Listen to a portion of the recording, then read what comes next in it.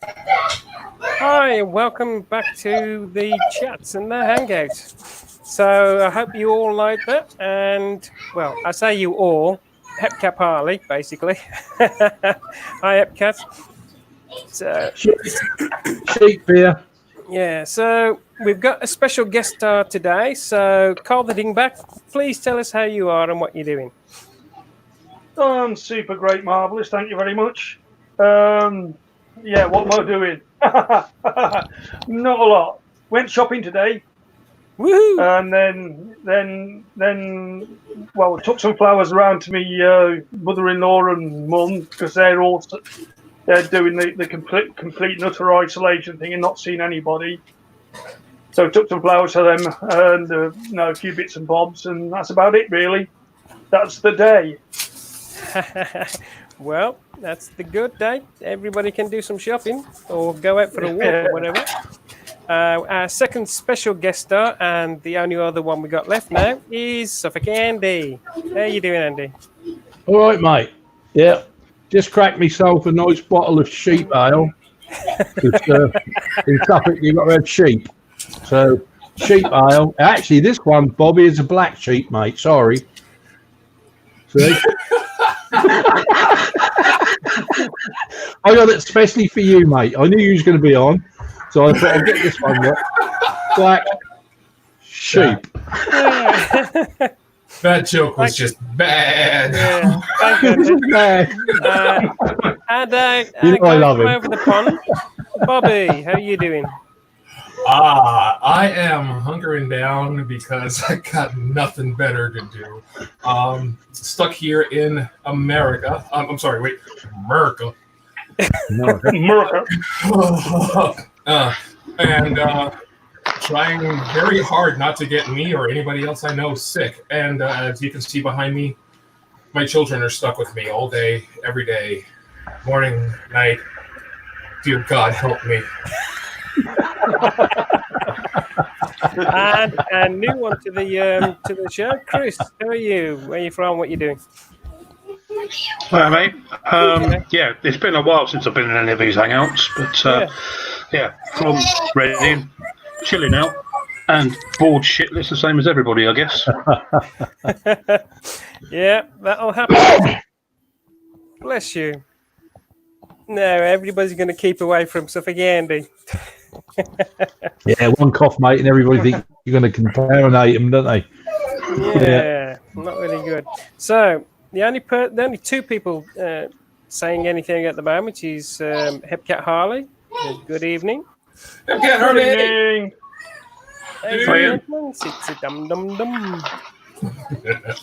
He's written a lot here. Bit late. Well, there you go. It's only 4 minutes past. What's the matter with you? I've been here for hours. Yeah. No, you may have been here for hours, but you don't supposed to start till 9 o'clock.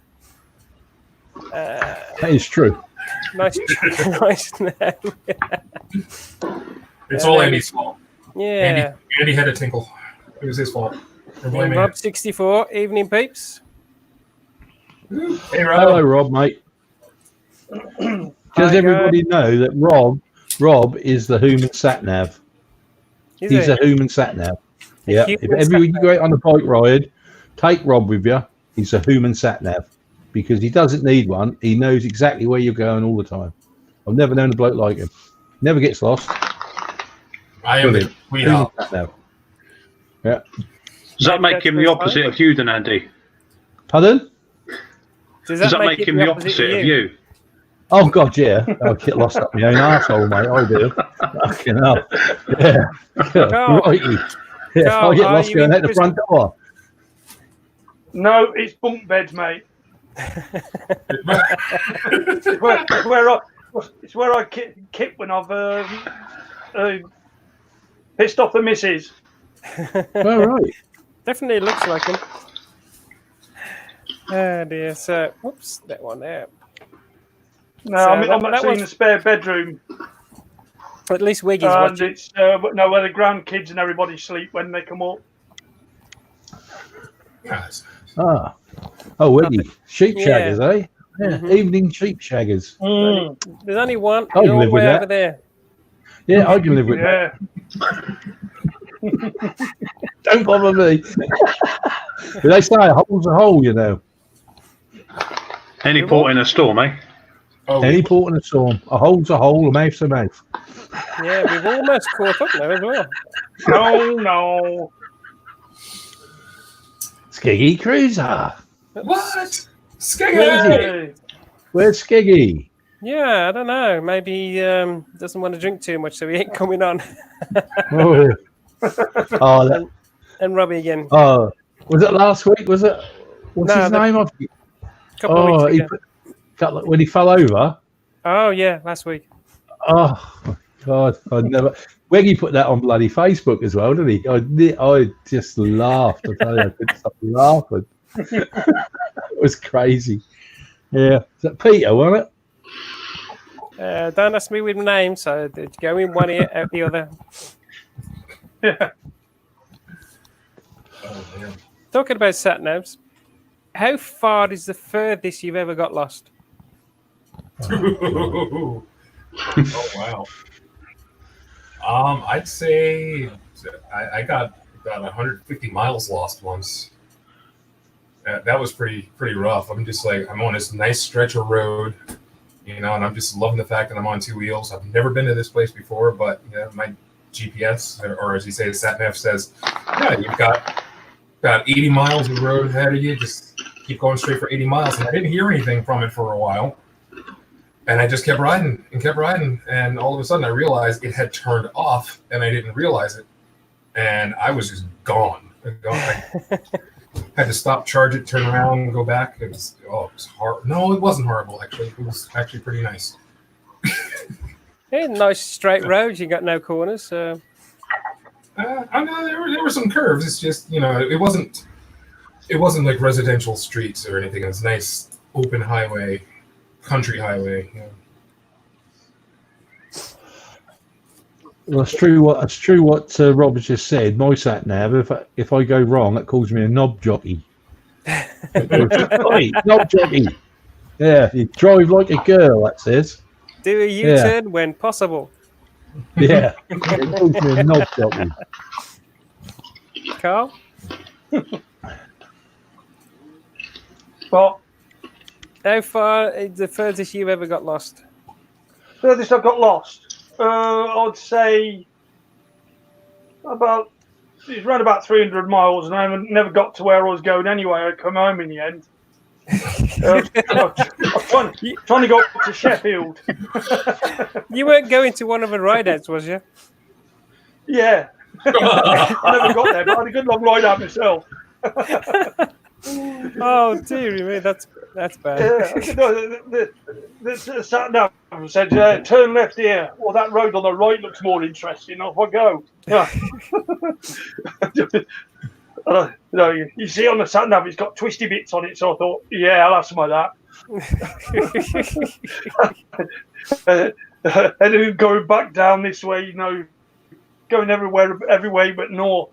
I ended up. I've been out about 3 or 4 hours, and I thought, I'd best go home. Oh, I'm 120 miles away from home. I didn't know where I was. Oh dear. And how about you? How about you, Chris? I don't recall actually getting lost, which is a bit strange And worrying. human sat nav. Yeah, I've got quite a good sense of direction. I think the only kind of bizarre thing will get you. It's going to be a little bit different for Bobby being over there, but over here you tend to get turn left in 2 miles or turn left in 3 miles or whatever.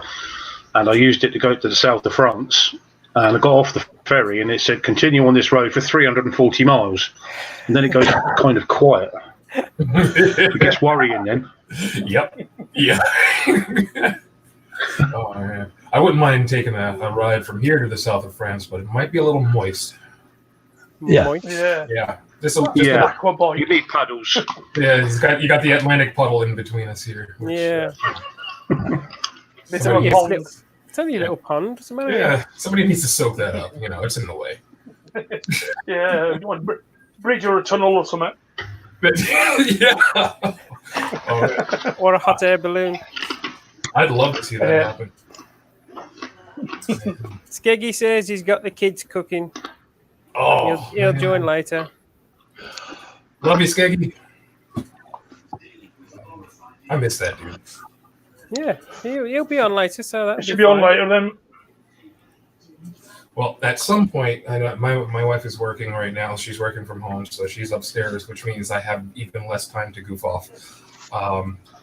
So once she gets done, we're gonna have to do some farm work because we're turning our little homestead into an actual homestead. Like Little House on the Prairie. Well, Yeah, it's turning it into a farm. Yeah, definitely. Well, Little House on the Prairie. Yeah, I used to have. You're trying to go self-sufficient, are you? Oh yeah, no, we're gonna go completely self-sufficient. But yeah, Little House on the Prairie is exactly what I was thinking about when I was talking to my wife about putting this together. When I was a kid, I had the biggest crush on Laura Ingalls before I realized just how overtly Christian that show was, and super duper brainwashy. And I'm like, okay, you know what? Maybe not. No. No, that'd be good. Yeah. I tell you, when I'm going to the Philippines, I just enjoy it there. You go for miles and not see anybody. All the towns are tiny towns. Here, where I live, the only division between buildings and one town to another town is a line on a map. The road itself, it just continues. All the houses are there. Everything is exactly the same. You're just traveling until you're about an hour and a half out from any major city. Then you get to countryside, but you still got to travel that hour and a half to get there. Mm-hmm. And something, I mean, for instance, several times a couple of years ago, I had to go down to London, and I thought, okay, get down to London. It's only 120 miles, so theoretically that's 2 hours. So I'll give it 4 hours. It took 5.5 hours to get to my destination. Bloody hell. Many years before that, me and my friend was going down to London, and I was driving his Passat, doing 120 down the motorway, which I can't tell you about because it's whatever the Americans call it. It's been too far away to do anything. 120 down the motorway, no problem at all. It took me an hour to get there and an hour to get through London at 30 miles an hour. Just horrendous down there. I remember London traffic. I don't blame you. I don't blame you for not wanting to do that again. Yeah, it's horrible. It really is. It just nobody gives you space. Nobody gives you time. It's just horrendous. I'd much rather go out and about, take an hour to get somewhere that's only 10 minutes away. I used to do that all the time. Where I used to work, I could walk in 15 minutes, but it took me 45 minutes to get there on the bike. Because that's what you do. Yeah. See, I'm very lucky because I think Ipswich got a population of about 100,000, 120,000, and I live on the edge of it, and I can go out my front door, and in 10 minutes I'm in open countryside, and that's if I walk. So I'm very lucky. You know, get in your car, 5 minutes, and I'm in open countryside. So I'm very car. That's a couple of extra wheels, mate. Car. Too many wheels. Take a picture. Yeah, I'm lucky as well. I live on the outskirts of Coventry, so I'm right on the countryside straight away. Yeah. Skeggy says, "I'm a man, so I don't Would get be lost. nice to be on the a scenic bike. route." I bet you if he cooks, I bet you he doesn't burn anything. He caramelizes everything. Makes it Cajun Probably style. does actually. Rob normally gets lost.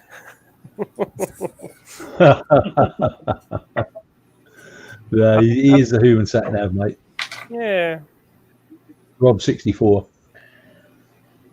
Been told I get lost a few times, Sometimes but I usually find my way back.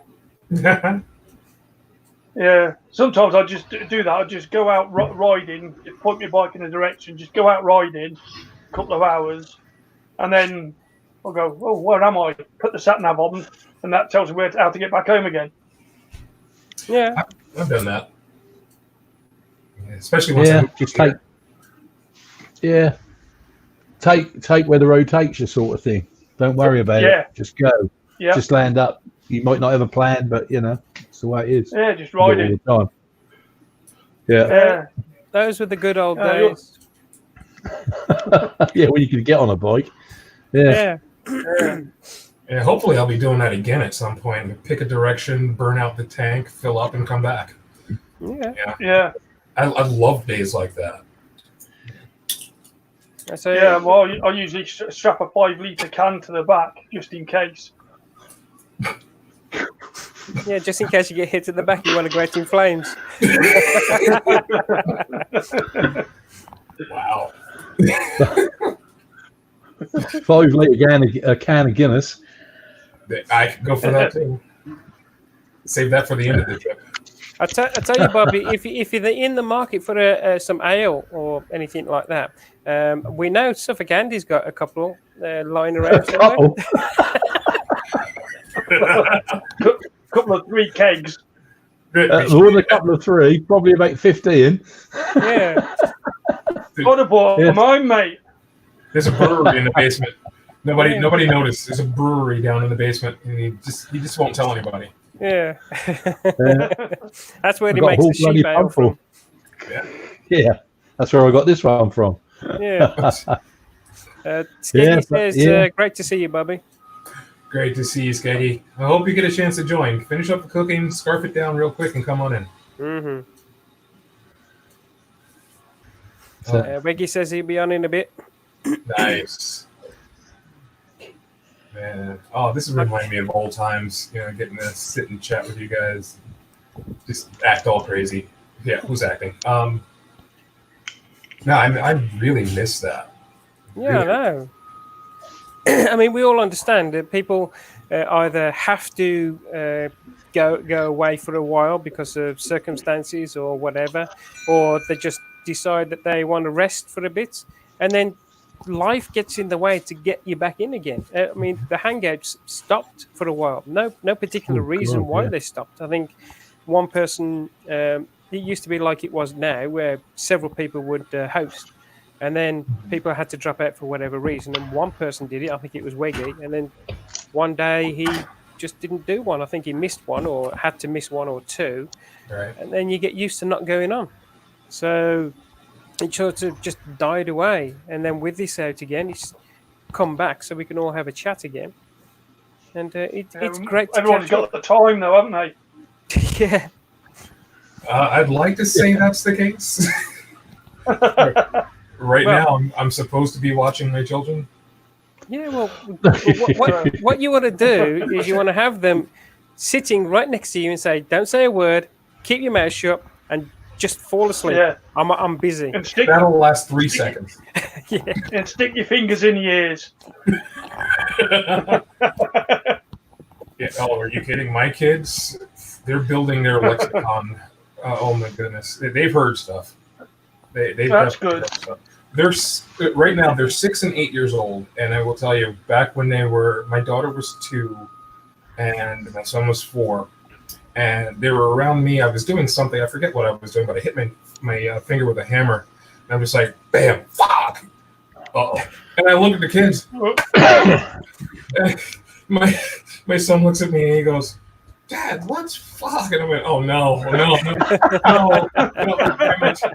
my 2-year-old, she's like, no, just stop, don't do it. Oh God. So I realized, kids are gonna hear this stuff, and I know a lot of Oh parents, yeah. hide it from the kids, don't let them hear that, don't talk like that around them. And I'm like, I will do my best not to, but if it happens, I teach my kids, yeah, this is not exactly the best thing to do. It is not the smart thing to say, but sometimes the expression has to come out, and it comes out really strong. I would ask that if you're gonna do it with me and not around your teachers or my grandmother. Yeah. Yeah. That's it. There's a time and a place for everything. Yeah. Personally, I haven't found a place yet, but there's a time and a place for everything. That's what I taught my kids. Yeah. I mean, really, you're not going to be able to keep them from it for the rest of their lives. No.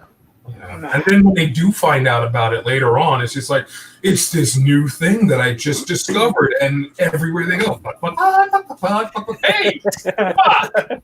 You know, and then you're fucked. Yeah. It's like the first one. They're saying it in front of Auntie Mabel and everybody. Exactly. The first one of these that we come back to, Weggy was on, and he was swearing his head off, as he always does. And then, as soon as he hosts one last week, it was, we have the no swearing. No swearing. It lasted, apart from me. Yeah, it lasted pretty good. It lasted about 2.5 hours before he was the first one that said something. Oh, wow. Yeah, he dropped the C-bomb. Yeah. Oh, he did, yeah. He did. Yeah, he did. Yeah. Oh, Yeah. man. And then Lady Hepcat, the YouTube wouldn't allow her to type it in the chat. Remember? No. She had to use other words. I got you. Now that the Google Hangouts are no longer Hangouts, they got the Meet thing or Google Meet. I tried using that, and I realized that if you put on the closed captions, they're actually pretty decent.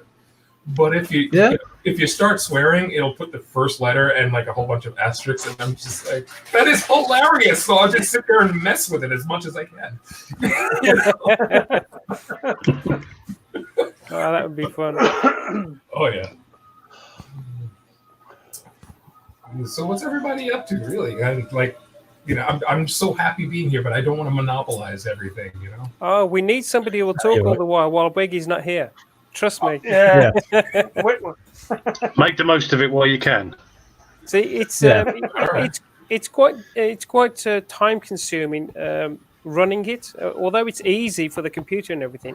If I'm the one that has to decide if somebody's talking, to bring them in the forefront, and then sort of switch between them if I can get them out there in time, and look at the chat to bring it up so people can see it, and all this kind of thing.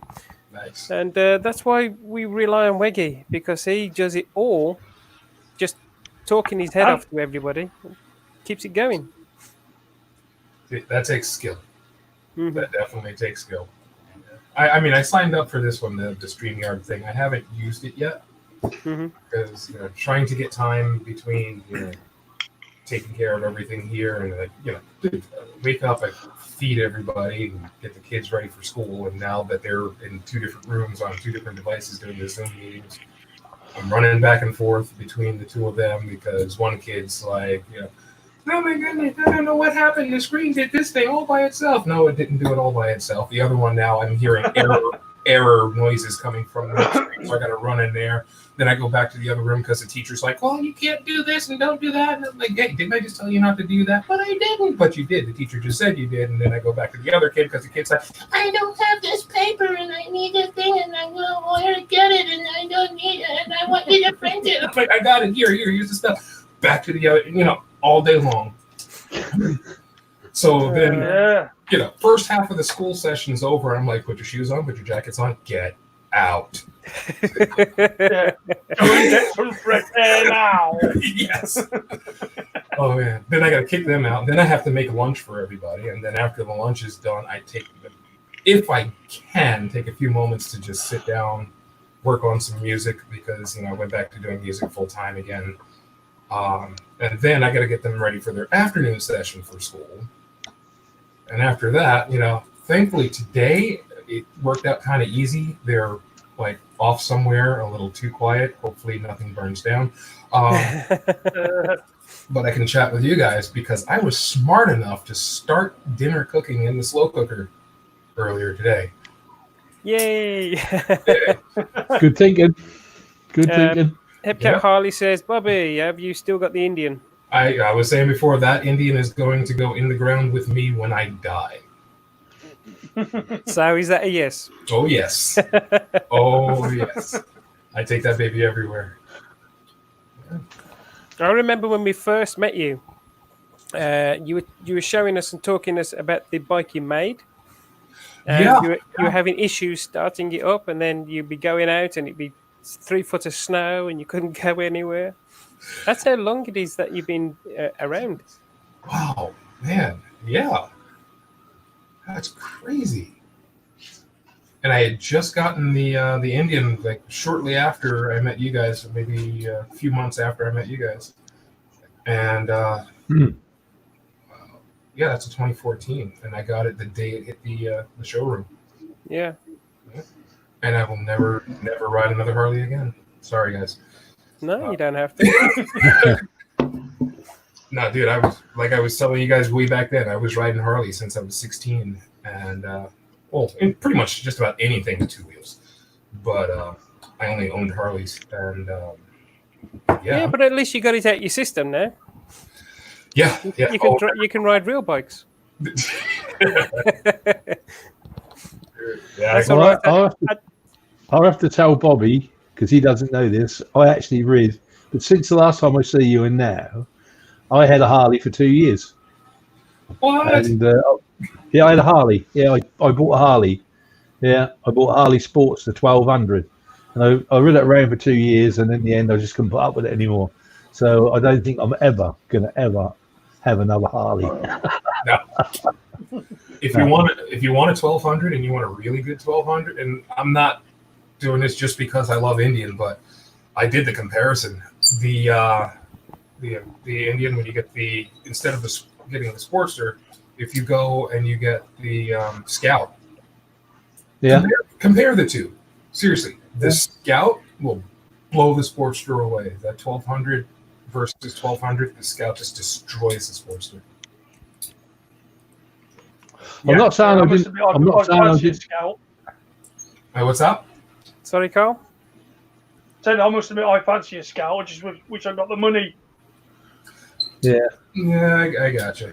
I think that's most of us. I think all of us, if we had the money, we'd get another bike somewhere, except for Bobby. He would, mind you, Bobby would probably get another bike, but he'd put it next to that one. Yeah, another Indian.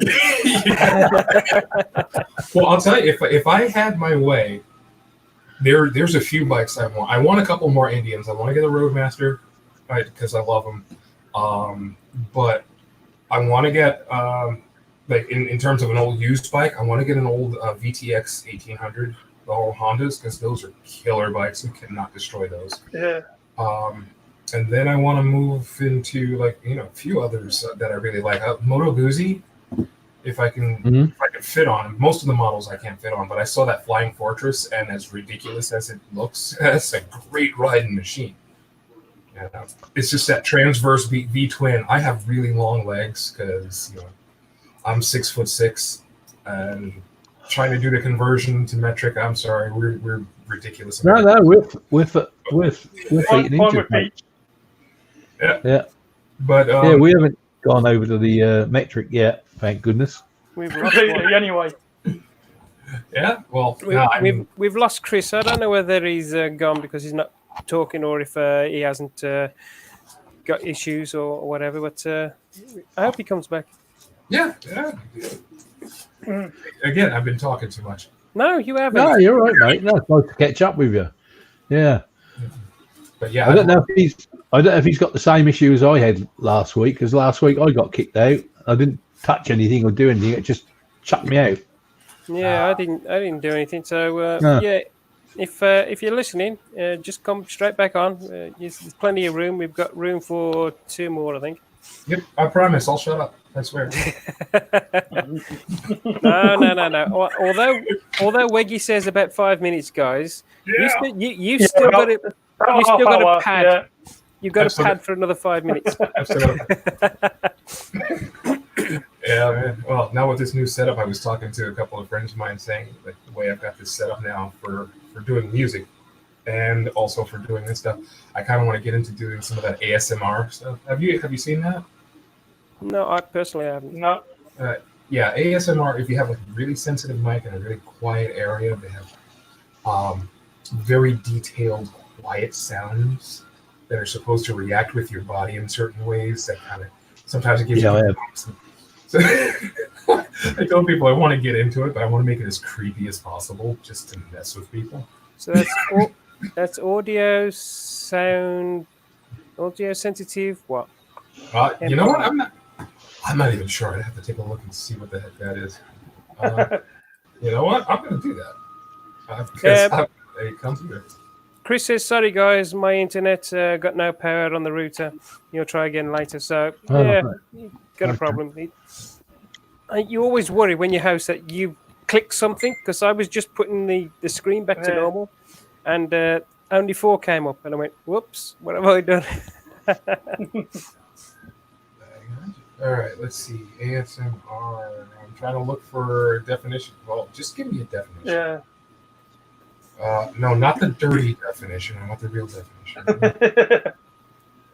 I think on YouTube, there's several channels that put that music up. Yeah, I was listening to some of it the other week. I see it for the first time. And I listened to it. It's a bit strange, but a bit weird. And some of it's not even music. No. Yeah. No. So it's autonomous sensory meridian response. Yeah. Yeah. Uh-huh. Absolutely, yeah. I can see Carl listening to it for hours now after this. He'll find it up and sit there and listen to it. I can scare the crap out of him. Like even if you don't do the music, you get like if I turn up the sensitivity here, you have people who make livings doing this, but they'll get a close up on the mic and they're like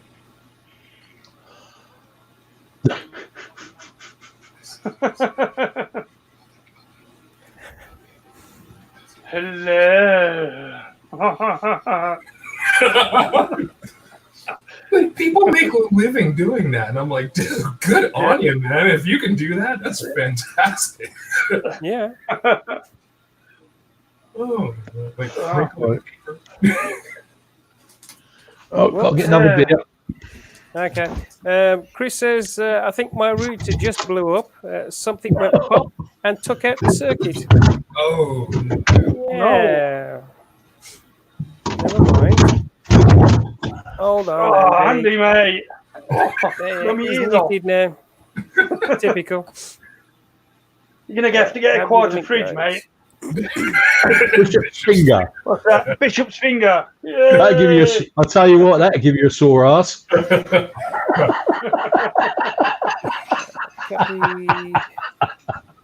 Is it a Have bit you dry? guys? If it's a bit dry, then you know. Yeah. Pete coming in, is he? What is it? What's the strength of this? 5.4. Yeah, Pete's on Facebook, mate. Yay, the highwayman. Hi, nice to see you, Bubby. Dude, so good to see you. Well, I would like to see you, but I saw your picture. There you go. Well, wait. That's the link if anybody wants to come in. That's the link. We've got space for 2 at the moment. That is strong. But yeah, so good There to we see go. you, highwayman. Oh, you put it in. I was just about to do that. Highwayman, that guy's pretty cool, man. Oh, I need to get back to like having time to watch stuff. Like, you know, before everything went straight to hell, I would just sit and turn this stuff on and just let it go while I was doing stuff and just like really get into it. Cool. Have such a good time. But now it's just like I don't even have time to look at what time it is. I tell you, I don't have time in the day to do all the things that I want to do. When I was going to work, I had time to come in, watch a few videos, do something to eat, do whatever I want to do. But since this COVID stuff has happened, I wake up at 5 o'clock in the morning, still the same, trying to keep my routine. So I get up, come in here, put the news on for a bit, have my breakfast, come on here, and then it's 3 o'clock, and I'm going, where's the time gone? Hang on, I got to go and print something, and I go off and print something, and then back here, and then it's 9 or 10 o'clock, and I'm going, oh, great, it's time to go to bed now. Where's the time gone? God, it's terrible. I actually wouldn't mind that. I got just way too much shit to do. Yeah. Yeah. None of it is productive. None of it is actually something that's going to earn me something or help with anything other than my mental stress relieving. At the moment, I just finished printing off Doctor Who's TARDIS for my sister. So I got some blue PLA, and I just printed that off. Nice. It's on the printer over there. Yeah, it's one of those. Because I like building things and making things. What I did was I had the iBox printer, which is one you put together yourself over the period of time, and you learn how everything goes together. So if anything goes wrong, you can easily fix it. But it also comes with step-by-step guide on how to 3D model, as well as how to set the thing up in the first place. Because most of the cheap printers you buy it, you plug it into your computer, and you go, why doesn't it work? I want to print this. It's not going anywhere. Why doesn't it work? But it's been an eye opener. I got some lovely stuff done. I got my little flag done. Yeah. Just gotta paint it. Is that 3D printed? That's 3D printed along with the vice as well that I printed. I printed that. I also printed 2 of these. This was the first test one I did, which is the RTD Alta Skull. Yeah, but it's a Terminator. So I printed it bigger so you can see it better. Right. T800. Painted silver. Yeah, painted it silver. It's black PLA, but I painted it silver. Yeah. And there's only one slight little mark. You can't actually see it on there, but there's a little fault line just there. But apart from it's really good. It's really detailed, and I like it. And so, how much did that cost you? If you don't mind me asking. It's far more expensive than going out and buying one. Is it? Yeah, but that's what you get with Partworks. I got my R2D2, which I got from the Agostini as well. That was that was £900 over 2 years. You know, they're expensive because they are kits and they're models. You get the magazine and everything with them and things like that. That's right. Yeah. So you're paying for the magazine, you're paying for the kit and all of the stuff in the background. If there's a part breaks on this, or they forgot a part or anything like that, I just get in touch with them. They mail it out to you straight away without even asking anything at all. It's just, there you go, out it goes. The R2D2, I got the little ejector for the lightsaber out of the dome of his head. There's a little micro switch on the bottom, and that broke. So I just got in contact with them. They instantly sent me out a new piece. Nice. Yeah, they didn't even acknowledge the email. I just thought, well, it's been a week, and I haven't even got an acknowledgement yet. And I was just about to write to them, and it come through the door. And I went, okay, fair enough. And that was fine. It's that's my hobby at the moment, which is taking a lot of my time. Hepcat Harley says, hi, Wayne. That's Highwayman. And he says, hi, Ian, how are you? So them two are having a chat between themselves. That's fine. Yeah. So, has any of you guys got any new hobbies that you just started during this time? I know Bobby's got his old hobby of still looking after his kids, which is going to continue for the next until you're dead, mate. Sorry. Yeah. Pretty much. Yeah. Well, we're doing the farming, but I mean, I did that when I was a kid too. But now we're doing it because we need food. Well, you need food, that's for sure. Well, yeah. Are you kidding me? I'm big. You gotta keep your physique. You don't want this to deflate, jeez. No. Yeah, a lot of wind. Yes. Hi, kids. Hello. Hello. What can I do for you? I've not got a new hobby, but I'm just carrying on doing a DIY I started about 4 years back. I've just had more time to do it because I got made redundant in June. Wonderful.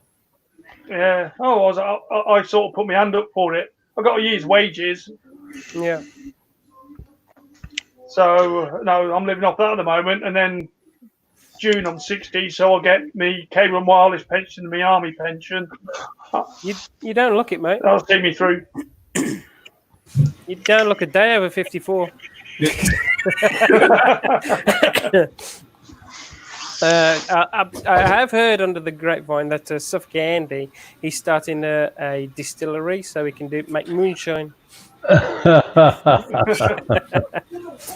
Well, you're actually allowed. You're allowed to actually make a certain amount of moonshine and type stuff.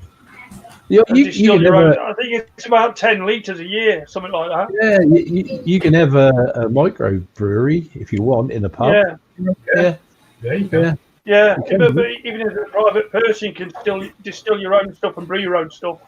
I think. Yeah. I think it's about between 10 and 15 litres of spirits. You can just distill yourself if you want to. Jim Payne used to do it when he was still alive. Yeah. Yeah, he did, didn't he? He used to do he was really into his beer and stuff, wasn't he? Yeah. But yeah, me and Amy started up the new channel, Suffolk Spooks. So we've started that up. We've got the channel up and running. But because of the lockdown, we haven't been able to go out and do anything. So that's sort of on the back burner now. So.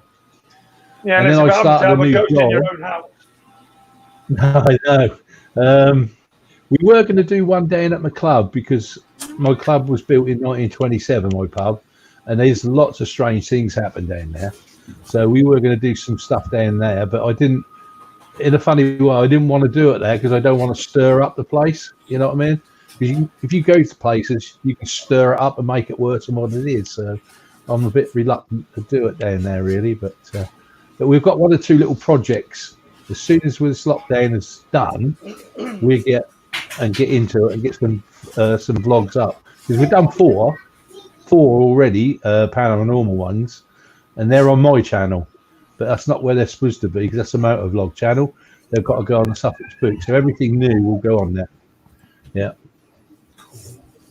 That'll be interesting to watch, like normal. Yeah. Yeah.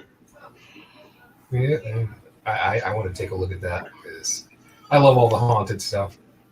I love it. Well, Bobby, if you go onto my channel, the Suffolk Andy one, go back through some sort of moto vlogs, you'll see the paranormal ones. There's about 4 on there, different little sort of haunted places we went to. You might find them quite interesting.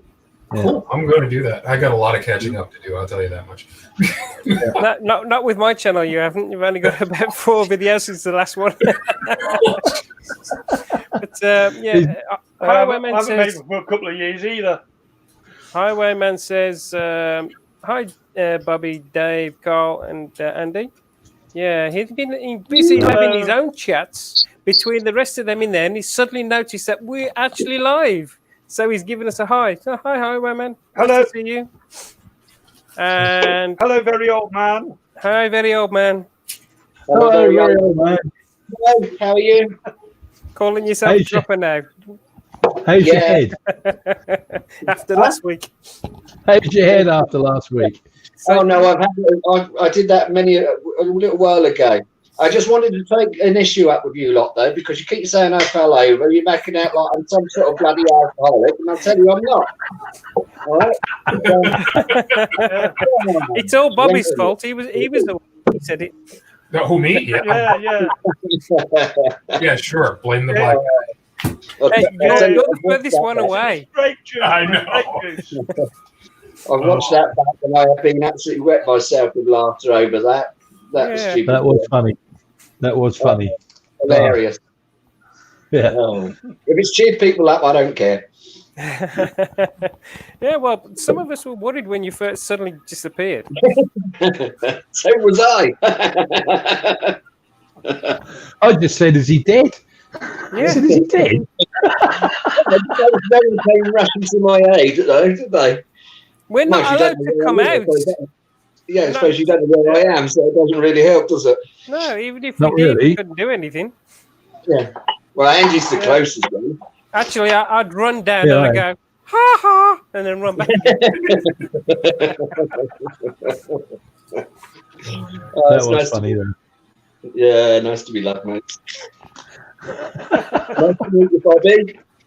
Very nice to meet you. Nice to meet you, fella. Nice to meet you. Glad to have you here. I'm always happy to meet someone new. It makes me happy because, I get to learn about somebody. That'd be great. You got to learn about him.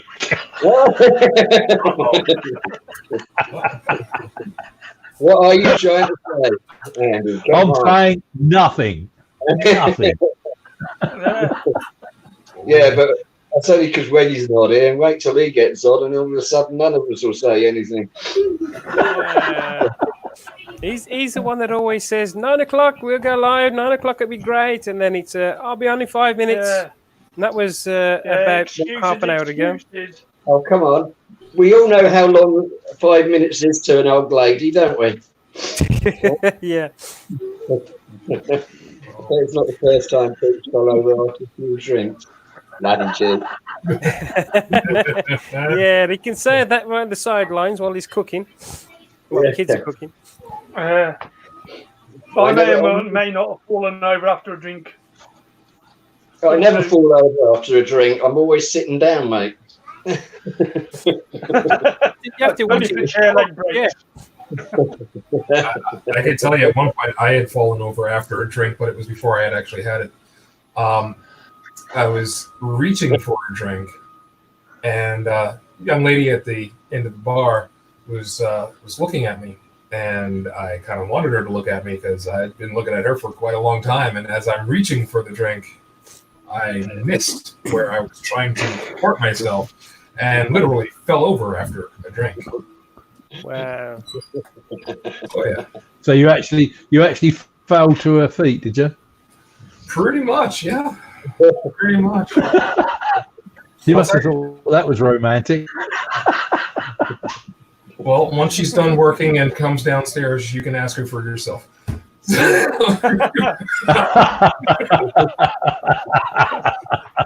Oh yeah. That man's a clown for me. Oh my goodness. Wow. Sorry to hear that, Highwayman. I'm glad you're doing good now, though. Yeah. Ooh, triple heart bypass. Yeah. Wow. That's why we ain't seen him. Oh, good. Dude, please recover. Yeah. Recover. Definitely. Yes. Feel better. Yeah, so you'll be on the endangered species list at the moment, aren't you? Yeah. Absolutely right. Yeah. At this point, we all are. Pete's face is on the tuning shroud for some reason. Wow. Wow. Wiggy! God. Oh, excuse me. Hold on. Oh, that's ugly. Oh, God. That's Hi, the Yankee evening, Doodle. isn't it? What, coming from you, Rolf Harris? Really? Oh, Jesus Christ. Hello, Peter. Hello, bud. You all right? Yeah, Christ, mate. Yeah, the old man's on. Yeah, I'm on a mobile device at the moment. So I'll be relinking up with the PC shortly. Yeah. Woohoo! Are you all good? Yeah. All right. It actually sounds all right on here. It's not the Yeah, it does. it's not the fastest of phones, and because obviously most of us are wearing glasses, apart from Bobby, who's about 25 years younger than the rest of us. Hello, Bob. Hey, what's going on with you? You know, the rest of us are all four-eyed twats. Yeah, right. Yeah. Even Peter. Hey, Andy, it's good to see Peter alive, still, isn't it? It is. I actually thought he died last week. Yeah, I phoned up 101. I phoned up 999, but they asked me where he lived and I couldn't tell them. So I told him. No, I said, he's on my screen in front of me. I've just seen him fall over. Dropper. Yeah. By the way, I don't know if you can see that, but a little bit of Bruma. Nice. Oh, yeah. Yeah, a little bit of the old Iron Maiden Trooper. Yeah. Anyway, so you all good? Have you seen, Wiggy, have you seen what Andy's drinking? No. Well, I got it especially because of Black Sheep. Black Sheep? Yeah. Me. Yeah, I got it for Bobby. Yeah, you knew I was. And the other one, look, Bishop's Finger. Make sure, I'll tell you what. Yeah. That's So a good Get thought. fingered again. So this is 5.4. This is what Yeah, gets me. Which bishop is fingering the black sheep? Yeah. And we've missed you, Bobby. Yeah. Our man says all good now, Hey, which is Bob, good news. Good. Bob, it's fantastic to see you back, mate, after so long, but man, you know. Yeah, man, it's good to be back. I was just telling everybody I miss everybody so much, and you know, I've been riding. I've definitely been riding. I do not stop riding, but I just haven't been vlogging because the gear ended up going bad, and the whole the money dropping off and having to move suddenly. Yeah. Life in general. Yeah. Get them away. Do you know there's one thing that stood out with Bobby, right? Is the fact that he used to hold, fantastic hangouts, didn't he? I mean, they were completely different. I remember the little Star Wars characters at the bottom of the screen. Right? Yeah. Right. Oh, and also the fact that actually ripping the piss out of people and having a laugh, it was a struggle for Bob to keep a straight face most of the time, wasn't it? Yeah. I'm a giggler. I can't help it. Yeah, good times, mate. Anyway, I mean, it's been following what you've been doing musically as well. It's fantastic. Thank you. I needed to do something to get the real me out because if I'm not doing something creative, I become a miserable bastard. I swear, man. I can't handle it. Mate, tell me about it. I'm the same here, mate. I was fortunate enough to be able to watch one of his live streams that he did on YouTube the other day, and fantastic voice. He's really good, really good. Oh, quite alive. But we've known that for a good few years. I mean, even back in the older Hangout days, we knew that obviously Bobby was making some fantastic music. It's just obviously, through the progression of time, has really come on. I've seen the pictures of the studios you've been working in, and some of your material, mate, is absolutely fine. You don't necessarily have to be a headbanging sort of Hebrew, really, to understand where you're coming from with your music, to be honest. Thank you, man. I truly appreciate that. Yeah, so very welcome, mate. Yeah, seriously. I'm hoping. We're all sort of looking forward to Suffolk Andy making a song at some point because he's a bit of a singer, a swinger. Sorry, singer. My favourite song at the moment is "I'm a Wanker." Yeah, I know. Yeah, I'm a wanker, and it does me good like a bloody well should. I'm a wanker, and I think I'm going blind. There you go. So, Weggy, is it that you don't swear on yours, but you do swear on mine? No, I won't. No, I'll refrain. I'll refrain, mate.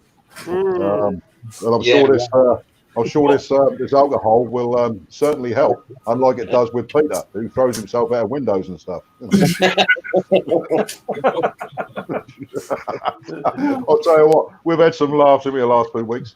Yeah, it's been really, really enjoyable. I know we don't often get onto bikes, which my wife said to me today. She says, "What's your topic? What are you going to be talking about?" I went, "Topic? We ain't going to talk about a topic. We're just going to go on there and talk." Just talk shite, as we normally do. Yeah, it usually takes about 3 hours before we start talking about bikes properly. Well, I think last week we actually chatted for about 4.2 hours before we actually mentioned the bike, which is a bit of a shame, isn't it, to be honest? Yeah, because bikes is what brings us all together. Well, you do. You do, mate. You just use a bus now or saddle up a sheep or something, He's starting on him. Oh, yeah. But great to see you all. And obviously, I've noticed you've also been poking my nose in on the PC and that. I've got it sorted now, but sort of. But I can't remember what I was going to fucking say now. Oh, excuse me. Bloody hell, that's not like you, Wiggy boy. We're obviously missing Skeggy. Yeah, he's cooking. Yeah, well, his youngsters are, aren't they? His youngsters are knocking him up his tea, which is, to be fair, is quite a bit late in the evening. Quite honestly, 6, 7 o'clock is late enough for some grub, and to be honest. Yeah. Unless you're out on a bike run, then whenever 24 hours a day is when you can physically eat something. So that's all good. Do you know, I'm not happy working on this little mobile thing. I can barely see the screen, to be honest. Well, it does get a little difficult when you. It does get a little difficult when you got all 6 of you all on the screen at the same time when you're looking at a phone. Yeah, but when you've got a head as big as mine, you can normally see it. But there you go. That's why I try when somebody's talking. That's why I try to focus on them, bring them to the front, so it's easier for the viewers on phones. Dave, just quickly flick through the different frames again. All right, okay, so I'm back on here again. Big head, yeah. Yeah, you can pick each individual person. Just leave it on, Peter, please. Yeah, we need a lot. Just leave it there. Just leave it on there for about 10 minutes, Dave. Let's see if we can. Just because you're jealous of the good looks, mate. Yeah. Oh, that's that, mate. We need to check if he falls over again. Just got. I've obviously been, speaking to Peter quite a lot because I don't know whether you know we're going to do a live stream there, Peter. If you'd like to.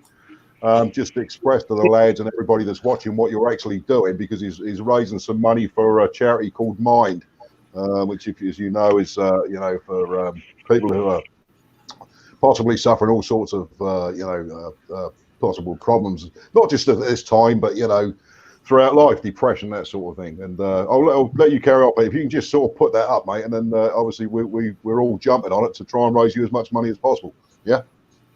Yeah, well, basically, I don't really know why I decided to do it. I just had this little, I don't know, seeing what that wonderful gentleman who was twice my age managed to do. If he inspired me a little bit, old Captain Tom, or whatever. But it's really hit home with me with this COVID-19, just how much of a struggle I personally am finding it a lot of the time. And in the past, I've had a total breakdown a lot.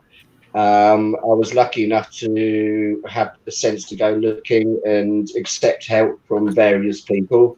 Turning Point, Iceni, and Suffolk Mind.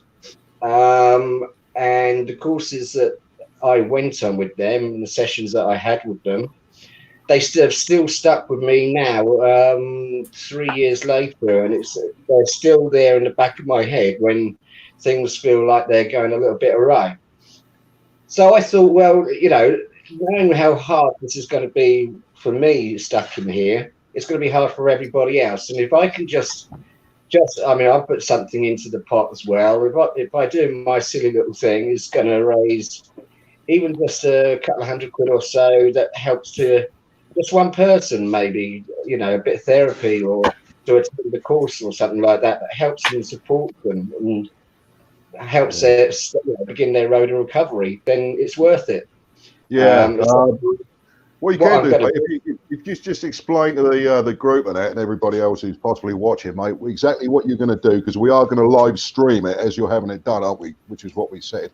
Okay. Yeah, I'm going to be shagging sheep. Sounds right to me. His insistence. Of course. No, basically, I've got this phobia about having short hair, and I thought, well, it'll be a good mental test for me to say sod it, and I'm going to have it all taken off, the whole lot. Oh, just totally gone off. Brave I think that, well, it's stupid of me probably, but it's going to be a challenge because I've never ever really had that short hair. It's something that's always been something I'm anti of. So I thought, well, what can I actually do? And I thought, well, that can challenge me mentally, and it can be something that perhaps people might find, possibly entertaining. God knows why, but. And something that people can relate to, and I just want to raise as much money as possible. I've got a Just Giving page. It's Peter-Taylor 70. Last time I looked, I was up to £225, with an additional £36.25 from Gift Aid. Yeah. So I'm already up to 261. That's going to be going direct to Suffolk Mind. That could probably help a person or two people. You don't know. So absolutely, mate. That's fantastic. And also, if you get a chance, Peter, you can post up, because I mean, obviously, I've reposted the link tonight on my own timeline, as you probably know. Well, you did know anyway. Yes, but you know, if we can just if you stick the link up there, and also, you know, some of us sort of help to repost that, I'm sure that we can more than double what you've got so far, mate. You know. So I don't give a monkey's how much your little people give. I will just be grateful for every single penny, and very appreciative of it. I know there's a lot of discussion around at the moment, and perhaps I don't want to bore people with it, but yeah, so that's the sort of daft thing that I decided to do. And I'm just hoping that lockdown stays on for at least 12 months to allow my hair to grow back. I'm going to get home deliveries done from now on. I'll tell you, I'm not leaving the house once this is done. But yeah, Reggie's made the kind offer of. He told me that he's going to be streaming this live, so he's going to try and sort that out for us. And I think Steve's going to be the one that decides to do the shaving, because he seems keen on that. Our mate from St Edmunds crew. And actually, just as a side point, Steve Jones came up with a brilliant idea that I didn't even think of as a knock-on effect from this. He said, what we're going to do is actually use your hair. I presume they've got to be certain length strands, but send it off to a charity that make wigs. Yeah. Out of human hair. Oh, which for kids, yeah. I think for children or adults, anyone that's perhaps has suffered from cancer and lost their hair, just to get them back. That didn't even cross my mind until Steve said it today, and I thought that's a lovely little extra touch. That to me is a little bit of a bonus now, and it's made it even stronger that I really want to do this now.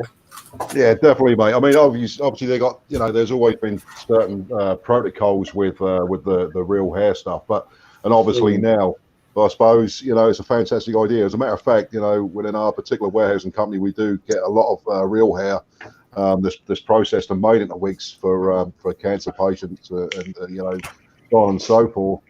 We get loads and loads of the stuff coming from China, and obviously with my mother suffering from breast cancer last year, she had one of these real hair wigs, and to be fair, she used to moan about getting so bloody hot in the thing. I thought it's not that much different to having a real mop of hair that she had before, but she was really appreciative of it, and if it adds some normality to people who wish to sort of have a head of hair once going through something like chemotherapy and stuff, is a good thing. Other people tend to, I suppose, in a way, they appreciate the fact that they're alive. They're carrying on with the great work that they do with chemotherapy and radiotherapy and stuff, and they quite happily go out on the streets, bald, as my mother was turning up at mine, quite often, regularly showing her bald head just to match mine, to be fair, and she was quite comfortable with it. But a lot of the time when she was out, I think obviously she put a hat on or something just to sort of cover it up, probably more for the fact that it was going to keep her warm, to be honest. But she wasn't too fussed, and but I think it's a fantastic idea, Peter. And it definitely adds to part of what you're doing, doesn't it? Yeah. So that's all good. It's a bonus to me. As I say, I've got Steve to thank for that, for his idea this afternoon. Yeah. So, respect to him for that. It's given it just that little bit more of incentive. Mind you, I did tell my daughter that Steve had told me about this, that I could use my hair, and she just took one look at me and says, "Your hair's too old and no good, Dad. They won't want that, will they?" That's what kids are for, Peter. My young and bless her heart, I love her to bits. Yeah. But yeah, Speaking of which, just one thing, Peter. Before we actually do the live stream, obviously we've spoken about you giving us a date, and primarily I've sort of promoted the fact that obviously you're a fellow biker in the Suffolk crew, and we're all great mates and this, that, and the other. But when we did the live stream, have you actually found somebody? Because I know your daughter was a little bit reluctant to go live with it. Have you got somebody to actually do the chop, or are you going to do it yourself? Because I suppose being well versed in home cuts, I mean, I've been cutting my own hair for about 24, 25 years now, and that's just a blade all over. And I shave occasionally with it at the same length. Sometimes I diversify with different blades, but quite often it's just literally going right round a few times and it's gone. It's that simple. Yeah, well, to be fair though, as I say, Steve, he actually offered to do it, and I did sort of and stuff like that, but he's more than happy to do it. So yeah, I'm going to ask him to do it. So yeah, that's cool. Yeah, that's great. Yeah. Well, you could have had his missus do it actually. Well, yeah, it would have been nicer, but she didn't offer. He did. And I'm not going to say no to Steve, for God's sake. No, I'm kidding. One of the best things coming out of this is helping people with mental health problems, because especially as we are right now, with so many people that are locked in and they can't go out, it's not easy for them. It's not everybody is as adverse as me to stay in. And my wife, she loves staying in as well, with perfect match. But not everybody can do that. They feel, even if they're used to staying in, they feel because they're told to stay in, they can't go out, and they feel like they're in prison. So it's very hard for them, and anything that we can do to help them is an advantage. It's definitely, mate. I mean, yeah, definitely. I mean, we've all been there at some point in time. There's no two ways about it. And now trying to get you. I mean, obviously, after the motorcycle accident, I've been stuck at home now for about 7 weeks. I don't know how much longer I've got, to be honest, just repairing myself. And you try and keep yourself busy. Obviously, with the crew site, staying busy with that, keeping people entertained, keeping spirits up. You got your home life and all that sort of stuff. This, that, and the other, and that's pretty tough at times. But I suppose at the moment we're all fairly fortunate. I don't know about Bowie in the States, but we're all fairly fortunate that the sun's out now. I'll say fortunate. We're not riding it, but the sun's out, and that's one benefit. I mean, for two things really. You're starting to get your vitamin D for a start, which some of us have been lacking for about I don't know how many months. And the other point being is it just the sun definitely mention no names. Spirits. Yeah, the sun definitely lifts people's spirits. I mean, we know the difference between when we go on runs. We can do a run in the rain, like me and Andy have done quite a few times in the rain and that, and been thoroughly pissed off. But when we finally got to the destination and the sun's come out, we've had a ball. There we Andy. Yeah, mate. Yeah. That's brilliant, Peter, mate. Just like I say, we support you all the way with that. But if we can raise a few more pounds for you, mate, we obviously will do. It'd be very much appreciated, and I can't thank people enough in advance. I've been trying to thank each one I've seen with a donation come up personally with a message, but a lot of people are putting as an anonymous, so I can't get a chance to thank them direct. So I will use this platform here now to say thank you very much to each and every one of you that have and hopefully will pledge £1 or £2 towards this daft thing I'm going to do. It's not daft. It's not daft. It's not any problem at all. I mean, I did something similar. My hair has always been long. And my mother was always telling me to cut it. She said, when it starts to curl, and it's hitting your shoulders, it's time to cut it. But when I was 16, I rebelled. And it ended up being more than halfway down my back. And it stayed like that as well when I was 16. Yeah, it stayed like that until about 7 years ago now. And my girlfriend at the time, which is my wife now, for Christmas, I bought her a pair of hair clippers. And she opened it up and she went, well, what's this for? And I went, there you go, cut it off. That's your present. Yeah.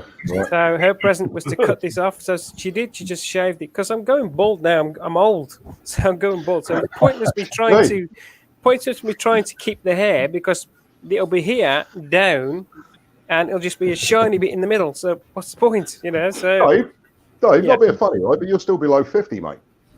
thank you. Well, you are, aren't you? No, You're not. no, I'm 52. Oh yeah. Yeah. I'm going to say 49. Yeah, I'm going bold as well. Yeah, you're going bald. Yeah.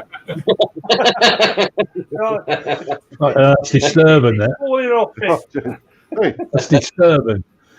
that is, Andy, Andy, you need more drink to find that attractive. yeah. That's disturbing. Oh, he looked better now. Yeah, got a wig. Yo, Oh, right. dear. Like, Look at that, hey, Marilyn Monroe with a didgeridoo. A wig can often make people look either better or a hell of a lot worse. A wig? A wig, not Oh, a wig. A wig. I'm not going to say anything about a wig. A wig makes people look better. What? What are you He saying? wants a wig sitting on the head. Oh my god. Ah! Oh. See, I want to see Weggy in a wig. That's what I want. Seriously, mate, I've not, because obviously in the band days and that, I had, sort of long hair. I had long hair when I was at school and grew it out. And I suppose it got to a point, I think I got, just before I got married. Oh, you should have shared a picture. Jesus When you Christ. saw it. 2011. That's how big I was in 2011. That's frightening too. Yeah. You look like one of these trannies. Yeah, look like a tranny. These tranny women or men, whatever they are. Right, we had fun at work that day. Let me just share that. I bet they did.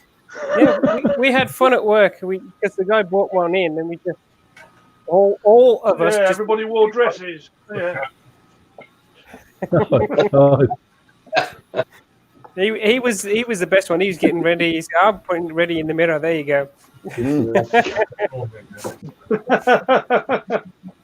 Was this a contest to see who could do the pull and the reach around at the same time? Yeah, that's what I was thinking.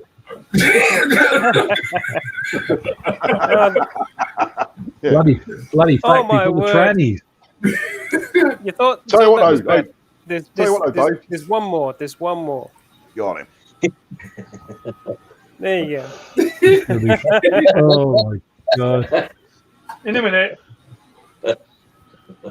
Yeah, just moving away from that. Hey, Bob, obviously you used to be, as we know, for all the time that we used to speak on the original Hangouts, you were based. You were based. What was that?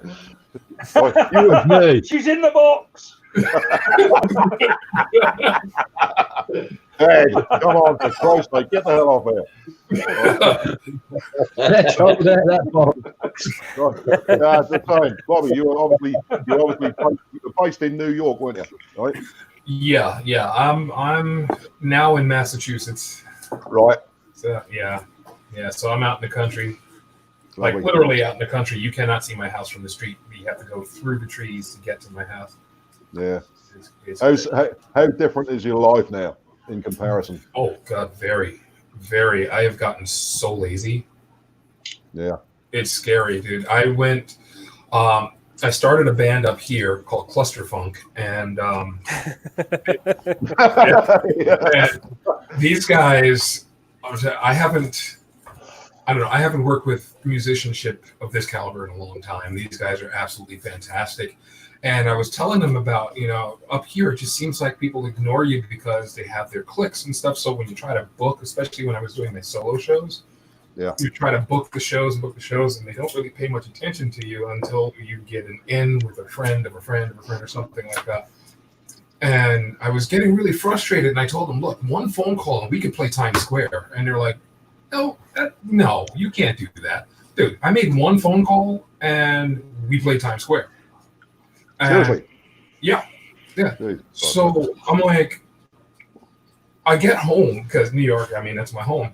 And I do all the things that I normally do. So, I park the car out, and I don't know if you guys know the geography, but, I park the car out in Queens. I grab my gear. I get on the train in Queens and, take the train into Manhattan and walk through Manhattan. We're staying in a hotel. So we stay at a hotel, and then we walk to the venue with the gear, set up the gear, go back to the hotel, change clothes. And I'm like, this is everyday living in New York.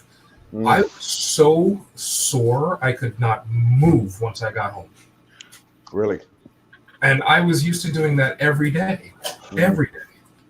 But since I've been out here, you have to drive everywhere. So I'm either on the bike or in the cage going somewhere.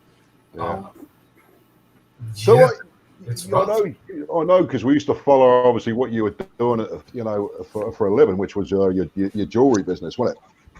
Yeah. I had to stop that, unfortunately. Yeah. It's kind of sad. Shame, because you were meeting some fairly fantastic people, weren't you, at the time? Yeah, you got to have some fun with a good group of folks. And some, some good vloggers as well. So good bloggers. Yeah. And, it was Triple X Deadhead. You met there once, wasn't it? I didn't get a chance to meet him, which was kind of sad. I thought he was like so freaking awesome. He's out in California, and if I could make it out to California, I'd do that. But Defobra, Mark S4303. Let's see who else we got there. Oh my God, Clutch First. I don't know if you guys know that. I mean, I got to meet them. A bunch of guys, man, and great people. I still am connected with all of them on Facebook. I don't spend a lot. I'm not on Facebook a lot. It seems like I am, because for my music page and stuff, my posts are automated, so I don't have to be online. They will go up. I set the time, and I set a whole bunch of them to go up, and throughout the week they'll just go up and go up. So I can really. Yeah. So. So anyway, just one last thing here, Bob, because it's been so long, mate, and it's great to see you again. Because obviously, like the rest of us, a good few years ago, you were building up the YouTube channel, right? And obviously, with us lot and many others, we used to chat. We got to know so many different people, didn't we? Globally. Yeah. I know for a fact that our friends over in Australia, many over in the States, and Marty from New Zealand, and God knows how many other people are going to watch this later. That's how we all got together. Now, going back to your which was Beast Rider channel, it's still up and running, isn't it? The channel is still there, actually. Yeah. I'm not gonna take it down or anything. I still got a bunch of videos up there, and I even have some that I started editing that I just never put up. But life got busy. It's good to see, mate, because we remember some of the videos a few years back, and I thought, right, okay, it seemed to be that a lot of people at that time, and Andy spoke about this so much as we all have, of the fact that I suppose there was a point in time where there was a bit of a downturn in the popularity, I suppose, and it seems now that we've hit a point where, especially now, where people are now taking more interest in localized channels, and especially myself. I mean, while I've got the time now, I'm now looking through all the old names that we sort of either gathered up and became friends with. That's quite interesting, actually, to go back through months, even years of videos, just to see how all was at that particular time. I went through some of your videos the other day, same as Dave's. I can't get my head round Dave's Rimworld. Rimworld is a strange one. Rimworld. That's a different one. That one, isn't it? It's Rimworld. It's just a game. That's all it was. It's just a good game. I enjoyed it. That just sounds I enjoy playing it. That just sounds right. Hey, can I get a job in Rimworld? Can I please? But no. But again, go through Andy's old videos. I mean, he's got quite he says about me being able to sort of say quite a bit. I suppose I do, and that's that's one thing that we are. But Andy's videos always enjoyed because the guy's always got plenty to say, whether people like it or not. And Andy knows. Is he still on here? I can't see him. Andy, you still here? Yeah. All right. Yeah, just going right back to the videos where obviously your boy had his accident, and then scouring through the years of videos, especially the ones with the Harley and the Virago that you had. Yeah. I was telling Bobby that I had a Harley for a couple of years. Yeah. But you enjoyed it, really, didn't you? Yeah, it's all right. Oh my God, CC top, isn't it? Can I do that? I wonder who Anthony is. Oh, Right, lads, I'm just going to leave you for a second. I'm going to rejoin you on the PC. All right. Cool, okay, mate. Cool. All right, see you in a bit. Ta-ra. Oh, That's if I let him back. Oh dear. That's it. I told you, Bobby. As soon as he comes on, bam! Everybody can just have a relaxing time, listen to him, answer a few questions, get scared a bit, get scared from the Yetis.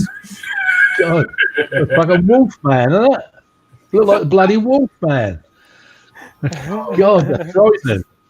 Hope Bobby's kids are not looking. That bloody frightening. Well, you've got to wonder. You've got to wonder which Hello, boys and girls. you have to wonder which is more scary, that or that one. That one. No, not for much longer though. Not for much longer. That's all coming off. Yeah. Yeah, I'm just glad I'm keeping this short now. This used to be down long time ago. This used to be down like to the point where I'd have to move it before I sat down or I'd break my neck. Right. Evening, rat on your wiggy nose. Oh, hold on. That was both at the same time. I heard absolutely nothing. What happened? Evening, rat bag. There you go. Evening, rat bag on your wiggy nose. Yeah. Shall I let Wiggy back in? Yeah, go on. All right. Is it something we should really? We'll have a vote. Put your hand up if you want Wiggy back in. 1, 2, 3. That's enough. Hi, Wiggy. Now you got more than one vote, Weggy. Yeah. That was close. Yeah. Hey, that's better. Hold on. Yeah, mate. I'll let you know now. I didn't vote for you. Okay. Right. Yeah. All I saw was like, put your hand up if you want Wiggy back in. Rat bag says no. Ban him. Yeah. What a bunch of bastards. I like that. Who's plastered? I'm trying to think of that. Oh, what's her name now? Jesus Christ! No. Carl. I looked at Carl now. What was her name now? She was a very no. It's not Marilyn. Not Marilyn Monroe. Let's have a look here. Let me think. British, American. Knickers, knockers. I know. Was it Gianna Michaels? Annika Rice. Fucking Diana Dawes. Diana Dawes. I knew you were going to say that. Gorgeous. Yeah. Diana Dawes. And what was she famous for, Eddie? The sex bomb. Yeah. She's a movie star, British movie star, and she was getting big bazookas. Massive. She Absolutely. was into arms dealing, was she? Yeah. They were like a British movie star, sex bomb. Yeah. They were proper saddlebags and things, man. Seriously. Oh my God, yes. Well, I actually watched. There was a program. I was watching. I don't know if any. Obviously not Bobby, possibly, but watching. What was his name? Oh, Jesus. Cooper. What's his name? Oh, what? Hangout with Mr. Cooper? You talking about the old guy with a fez. What was his name? Tommy Cooper. Tommy Just like- Cooper. Tommy Cooper. Yeah. Yeah. Tommy Cooper. Yeah. Died on stage. Yeah, Tommy Cooper, right? And Diana Dawes was on there. And it's probably Oh, from he was a about hilarious guy. 1980, 81 sort of time. I'll tell you what, that bloke just cracked me right up, man. What a brilliant guy he was. Yeah, Josh Spoon. Yeah, Jesus, man. So funny. And I tell you what, you look at, see again, I'm sort of speaking to you a lot, and then obviously with Bobby listening now, I know you watch a lot of English comedy over in the States. Oh, yeah. And do you remember the old Kenny Everett video show? I've seen bits and pieces of it, and I wish I could find more. That stuff was hilarious. Captain Cremant. It's not PC though, is it? Oh no, No. and I think that's the best part. Yeah. That's like, I was watching a program the other day. We'll go if we can chat about bikes and stuff in a minute. I was just watching a program the other day that how hard it was, so difficult for English acts to crack America. With comedy. The comedy's it used to be quite different, didn't it? Because they're not smart enough over here. Really. They're really not smart enough over here to catch it. Yeah. I'm sorry. And I'm from here. And I'll tell you right now, there is not a lot of people here on this side of the Atlantic puddle that are smart enough to get a lot of the British humor. Because there's like little clever bits that are hidden inside other little clever bits, and they can't get past the layers. No. Yeah. I suppose I think the one act that I was watching the other night, and I was a massive fan. I mean, I was speaking to somebody about the Dick Emery show the other night. That was fantastic. But essentially, this was Morecambe and Wise, and they went over to the States the first ever time, and they absolutely died. And they're one of the funniest comedy duos that we've ever had. With the likes of the two Ronnies, and I suppose in a way they were a bit like the old Laurel and Hardy of their time in a way that they used to be. But Morecambe and Wise, they went over there once, they died, they went back a second time, and they actually murdered it. It was fantastic. It was brilliant. I think I think what they said was they adjusted their humour slightly to attract the American audience, and it worked. It was brilliant. Yeah, that's to dumb it down. Yeah. I'm not going to be so rude. Oh, man. Only intelligent Americans understand things like what I've just said. It goes straight over the top of the head, or they think it's an insult. They don't get the joke. That you have to bang them over the head with a brick for them to actually get it. Really, I mean, slapstick. There's a place for it, but I don't know. There's just too much. Slapstick is funny. Yeah, there's just too much of it over here. I must admit, when I grew up, one of the things I used to absolutely love watching with my old dad was Monty Python, for starters. Yes. And their humour was, just weird. My first was watching one of the programmes, and a pig kept walking past. And, of course, every time the pig just walked past the screen, I burst into laughter. And she looked at me quite bluntly and says, I don't think I really understand what's so funny about that. And that was so humorous in its own right. But there was nothing, but there was, because of that, it was funny. And another one I thought was an absolute genius was Spike Milligan. I've got a couple of his books and with his poems and stuff he used to write, and he had a weird head. Had a really weird head. Spike Milligan, absolutely fantastic. Oh, Spike Milligan, yeah. I think the one that stands out for me is Spike Milligan with Prince Charles, mate. Yeah, do you remember that? It was the one. It's the one. That's the one where Prince Charles gave him an award, and he literally ripped him a new arsehole, didn't he? And Prince Charles just stood there and just laughed with him, Mm-hmm. But no, I mean, that sort of stuff. I'm a massive fan of Laurel and Hardy. Always have been, always will. I got just about all their stuff. I've got some of their films. It's Super 8 films. Yeah, but there used to be. What else did there used to be? You had the Morecambe and Wise. You had the two Ronnies, which was fantastic. Love the two Ronnies. Absolutely love them. But I think my favourite, apart from one of the films, is obviously The Life of Brian. You know, that's a fantastic film, and everybody knows The Life of Brian, don't they? You know. Yeah. You're all individuals. I'm not. Yes, Dave, can I just ask you something? And you give me a straightforward answer. Are you the Judean People's Front? No, I'm the People's Front of Judea. Yes. Are you asking me? I knew he wouldn't answer me properly. Fuck off. Never been a film star, would he? Huh? You broke up, sorry.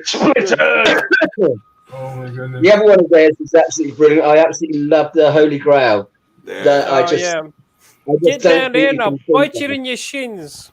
Yeah, I think my favourite TV series of all time. There's no two ways about it, and I've got all 12 episodes twice as Faulty Towers, right? Yes. Larry Twat. Yeah. I fell in love with that show. Like I don't have the words to describe just how much that show kind of like resonated with me. Because I felt so much like Basil Fawlty throughout my entire life. Yeah. Like no matter what I do, like I try so hard and I can't get shit right. It's not happening. Yeah. But you ever see the episode where the American tourist comes in and all he wants is a large salad? Yeah. Dude, oh my god! Dude. I cried so hard. I was laughing hysterically at that. Yeah. Well, that made total sense because obviously the Americans come home. Obviously, you see the ones with the Germans. You know that was fucking fantastic. Yes. Right. So, I'll tell you what. Can't remember her name now. Who's the one who played his wife? What's her name? Oh, Felicity something. No. It is. No, the one that Dave's pointed at. That's her proper. On the right. Her proper name is Felicity. That played his wife. Yeah, well, no. His wife was on the left. Dave, hold on, let me Google it. Jesus. Oh, no. I know her name in Faulty Towers, Sybil, but I can't remember her proper name. Go on, Dave, bring it up. Yeah, Sybil, right? Sybil, yeah. Sybil. Yeah, it's Sybil Fawlty, so it'll be one of these here. What's her name? There she is. Prunella Margaret, who? Yeah. I can't read Prunella that. Scales. Rumi. Prunella Prunella Scales. Scales, yeah. Prunella Scales. So what were you on about, Andy? What was it? What do you think her name was? Oh, fucking no idea now, mate. I was way off the mark there. I must have been thinking of somebody on the moon or something. I don't know. Yeah. No, but I'm not. Her name was Felicity. I don't know why. And I'll tell you what. I'll be honest with you. I've sent loads and loads of people a link to this tonight, including me mother. So whether she's watching or not, but I'll tell you what. That relationship between John Cleese and Prunella Scales was just like being at home as a kid. Yeah. Right. Your mom's going to give you a slap. Right. I've seen windows broken. I've seen the abuse. Right. And I used to sit there as a kid and just laugh your nuts off. Seriously, and you know. Something about that program. I mean, one of the most endearing memories I've got of my old man. Sorry to bring him up again, but way back when this was being shown first or second time round, I remember we used to live in Elmswell, and I can remember sneaking down halfway down the stairs to be able to peer through the stairs, through the lounge door to see the TV. Yeah. Well, my dad was laughing so much it was actually ridiculous. Who the fucking hell is that? Tell him to shut up. sorry, Bobby. It's just my British language. And at the end of it, I think it was the one with the fire, where he was saying, fire, no, it's just a test and all this, that and the other. Whereas the poor old lad was laughing so much, even after the programme ended, I spied him out of my room, literally crawling up the stairs. Yeah. He crawled into his bedroom where my mum was, and the first thing I heard, if you don't bloody well shut up, Bill, you can bugger off. And he just started pulling back out of the bedroom again and went downstairs. Yeah. I just looking at the chat, Dave. Yeah, to obviously answer this. Was it? Hepcat Harley. I said to my girlfriend Louise the other night, Louise, your knickers are coming down. How do you know? Oh, I just decided. It's not. Yeah. I saw that. Did you see the one skate you put before that? No. Yeah, bring it down, Dave. I can't do it tonight. I will do. Skiggy. I've just decided, yeah. He's the last bloke who'd be pulling a girl's drawers down, old Kenny Everett. You cannot be serious. Oh, that episode there. Oh, yeah, I loved that. That is just brilliant. I love that one. Yeah. Have any of you lads ever... Yeah.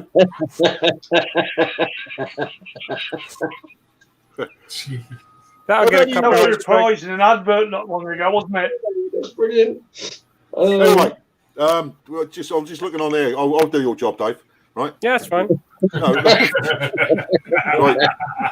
Well, Rob64 says Benny Hill. Benny Hill was absolutely fantastic. I mean, Benny Hill was big in the States as well. I know that for a fact. Yes, he was. Yeah. Yeah, that was quite slapstick, though. Yeah, absolutely. Dick Emery was a biker. Yeah. 666 Ratbag is not the Messiah. He certainly weren't. Well, he was, wasn't he? No, he wasn't the Messiah. Right, no. He's a very no. The Messiah. I am the Messiah. I am the Messiah. Now, remember? Now, you don't remember it? Oh, God, Jesus. oh yep. Yeah, Yep. I know Bobby does. Yeah, That's he's quick. Yeah, the snack bags. Yeah. Right, yeah, seriously. Hepcat Harley, Prunella Skiles. That's the one we were thinking out. 666 Ratbag, Prusilla Skiles. Right, that's as bad as Andy's. Right. Mm-hmm. Andy was thinking of. That's what I thought. Kendall, yeah. Right. The good life. Yeah. Good life. Good life. Yeah, good life. Yeah, good life. Yeah. That's what I was thinking of. Oh, Jesus. Wait, I remember that. Yeah. I loved it. I absolutely loved the Honeymooners. That was fantastic. Yeah. And being born in Brooklyn, the first address I actually remember was 330 Chauncey Street. And 330 Chauncey Street was across the street and a few doors down from where the actual Ralph Cramden lived, the guy that Jackie Gleason got the idea for the part from. And Jackie Gleason had spent time in that area when I was a kid, which was absolutely fantastic. Yeah. Oh my God. And yes, I watched The Love Boat too. No. Love Boat. Oh, really? Love Boat. Yeah. Love Boat. Love Boat. That's a I only watched the thing, German version, Traumschiff. Yeah. The German version is Das Boot. That's what. Yeah. Traumschiff. What a film that was. Got any nuts? Got any nuts? No, but I got 4 candles. Yeah. No. Ocelot spleens, Jaguars earlobes. Yeah. Yeah. And you still want to have babies? Oh. Bring out your dead. You're dead. I'm not dead yet. Yeah. I'm feeling better. Not more than anyone, you That's know. pretty up now, though, isn't it? The black light. That bit where he sort of says, from your, when you get Tony information, so on and so forth, you got it from your fathers, and from your father's fathers, and from your father's father's fathers, and from your father's father's father's fathers. Yeah. All right, Stan, don't ladle the point. It's everybody, man. Or woman. Ratbag's got something for you. Acorns, oh Christ. Oh, no. That comes from the other day about how big are your acorns. Yeah, nothing to do with me, mate. I know. And you never mentioned acorn. No. Whirly bird, Skippy, Casey, Jones, Cannonball. Bobby, how big are the acorns in the States? Here we go.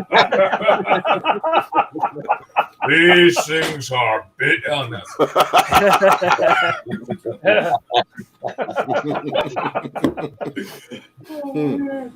We all know everything's bigger in America. Yeah. Except the average IQ, but we won't go there. Oh dear. I don't know. Yeah, things have not one. mellowed out ever since they started legalizing pot. So Yeah. Oh yeah. What you do over here? I'm going to say this. Like for a long time, I was always like, you know what? It's not my thing. It's not my thing. It's not my thing. And then all of a sudden, it became mail order. And I mean, I don't get the good stuff. My stuff, dude. I mean, seriously, hold on. Mail order. Really? No joke. It's mail order. Seriously? Yeah, sure. Yeah. Oh, It's the only thing that helps me with the pain and the sleeping and the anxiety issues because doctors prescribe medications that it hurts my stomach and doesn't fix the issue. And I get to have heavy CBD stuff. I don't actually have any THC in there, so because I don't like the feeling of getting high. It's not my thing. Yeah. But you can get this shit by mail now. Yeah. Yeah. Jesus. So that's mellowed us out, but the IQ still hasn't gone up. No. Good. And the sense of humor is still there, which is fantastic. Oh yeah. The Americans are trying their best to ruin it for you, but you still hang in there. Nope. Yeah, Personally, I think I should legalise it everywhere. To be honest with you, I've got no problem with it. I don't do it myself, but it's no big deal, is it? It's not. Yeah, it's not even that big a deal. I mean, most of the issue that you had with it not being legal was the fact that people were being, arrested for having it and feeling that they had to be sneaky with it, which caused all sorts of other crimes that wouldn't have happened if you could just go, hey, you know what? I could use a little bit of that to calm me down. Exactly. Yeah. Exactly. And they call it a gateway drug, but the only gateway is you have to go somewhere illegal to get it. Yeah. Pretty much. And when you hear how it became illegal, then it's a real serious stupidity issue because it wasn't a big deal for so long, and there's like historical accounts of it being used medicinally and stuff. And they just started a campaign against Mexicans, saying you don't want to use this stuff. Mexicans use this stuff, and then all of a sudden everybody's like, "Ooh, well, we shouldn't do this, and it should be against the law." And then, bam, it's illegal, and everybody's going to jail, especially when they've got darker skin than the average. Yeah, exactly. Yeah. It used to be legal over here. It was called hemp. Yeah. Yeah. Hey, Carl, I was just thinking. Carl, I'm sure I see you on a video not so long back. Were you at the Isle of Wight in 1970? No. Hey,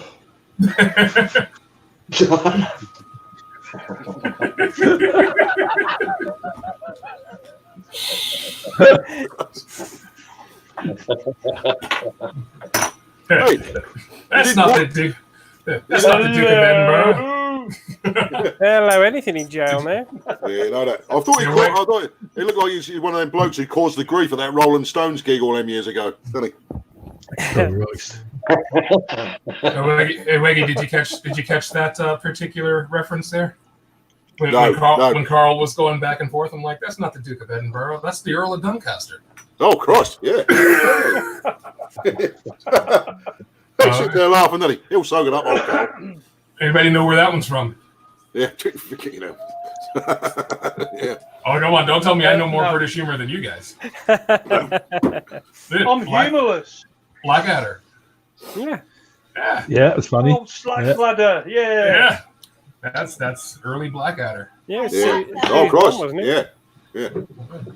Oh, of course. I just seen what happened. Series didn't do so well over here, though.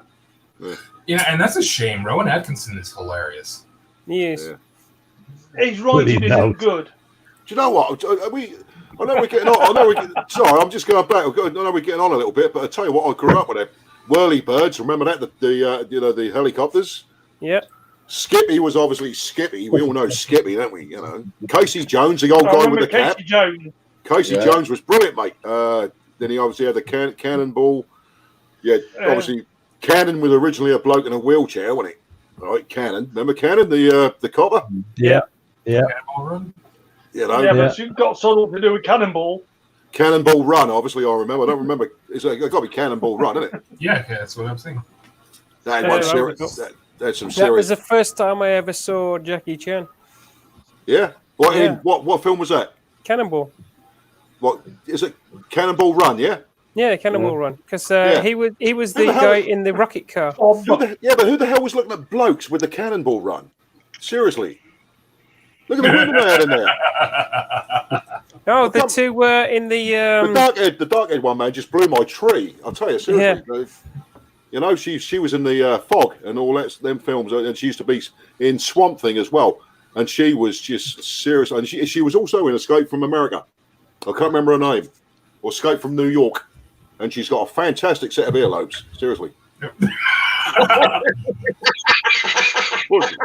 She's got huge tracts of land. Dave, bring it up. Dave, do us a favour, just bring a picture up. Bring a picture up, Dave. Cannonball Run, female cast. Dave, Dave, do it now. Everybody knows Dave, Dave. Dave. Dave, Why? Dave. Dave, Come on, Dave. Come on, Dave. Dave, come on, Dave. Dave. I will Wow. tell you that Count come on, Monty, Dave. he's not here, and he was the one that was the one everybody was shouting, "Dave, Dave, Dave!" Yeah, And that was. what Hey. you're looking for is this one.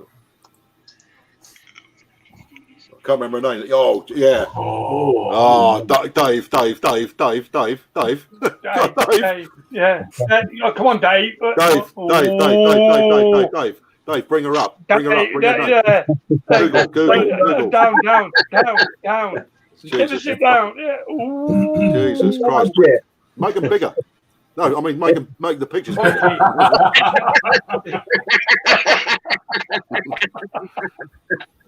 I mean, seriously. Huge tracts of land. Yeah. Look at the door up there, the way it just opens up. Jesus Christ. Dave. Yeah. Dave. All right, this is Dave. Nice hat. Yeah. that's a curvy channel. Anyway, there's young ones around, Dave. You got to excuse your pictures, Dave. Yeah. At the moment. I got these on. They can't. Yeah. They can't hear you. Yeah. Can I?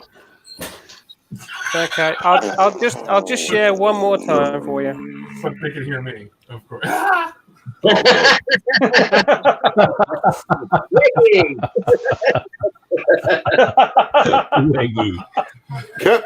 Captain Chaos.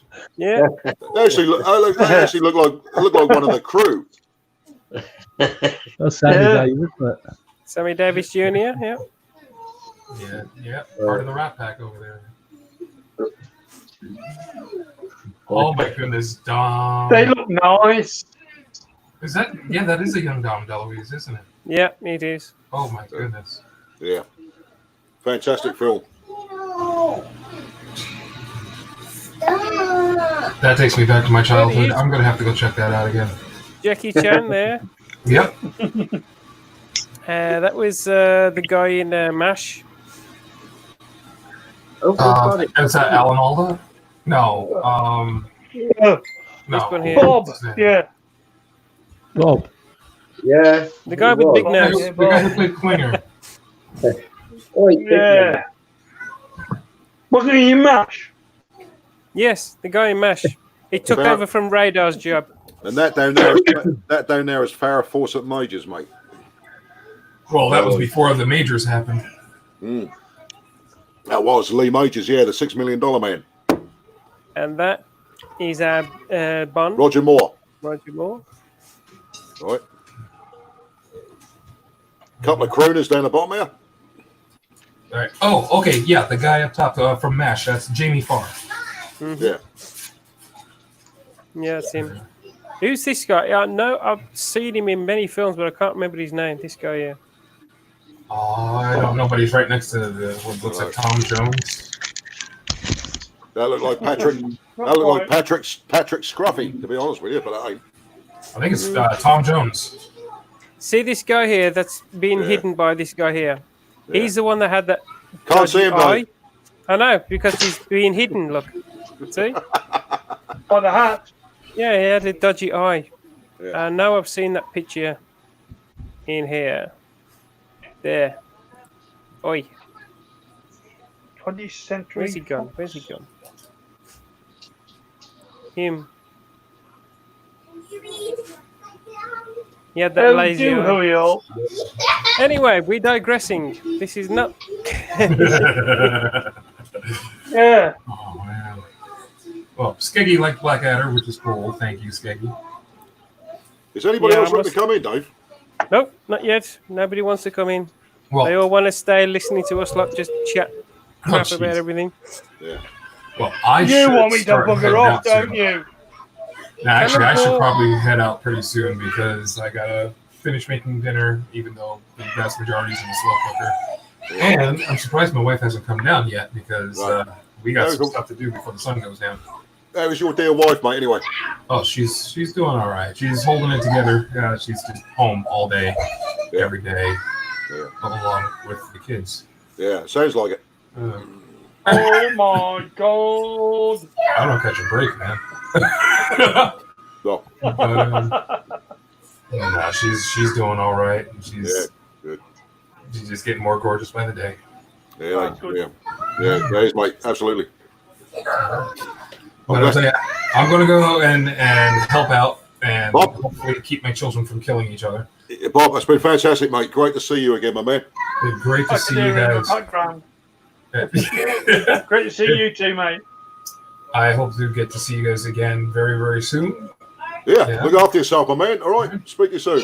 Thank you, You're brother. You fantastic, too. mate. Thanks for joining us today. Thanks a lot. Much love to all of you. I will see Definitely. you all soon. Be good. Look after yourself, Bob. Enjoy, mate. Bye now. Keep Shut up, safe. Bob. Shut up. Yes. Shut up, mate. Yeah, mate. Well, that was bloody lovely to see Bob again, wasn't it? It was really good. Yeah. I thought I'd just get in touch with him and see if he was interested because I know he's had a bit of a time really, like most of us, still moving around and businesses and this, that, and the other. So yeah, it's really good. Great to see him. Yeah. Well, he's such a nice fella, isn't he? Yeah. Always was, wasn't he? You know, and he was. Yeah. Always nice. He certainly don't swear as much as he used to, do he? Very nice boy. Yeah. I'll tell you what, he's Not got. put to the kids. Right, anyway. Let's see what could really. Why has it become? I'm going to post a question. Why has it become a shambles, Dave? You've let it become a shambles. That's because you're not hosting. and it wasn't you. Well, no, it's great. I mean, Dave does a fantastic job, and it's nice to as he relaxes. From what I heard, what Dave was saying earlier, it's nice to host. Yeah, it's good, you know, but it does in a way detract a little bit of. I suppose it's not being lazy, is it?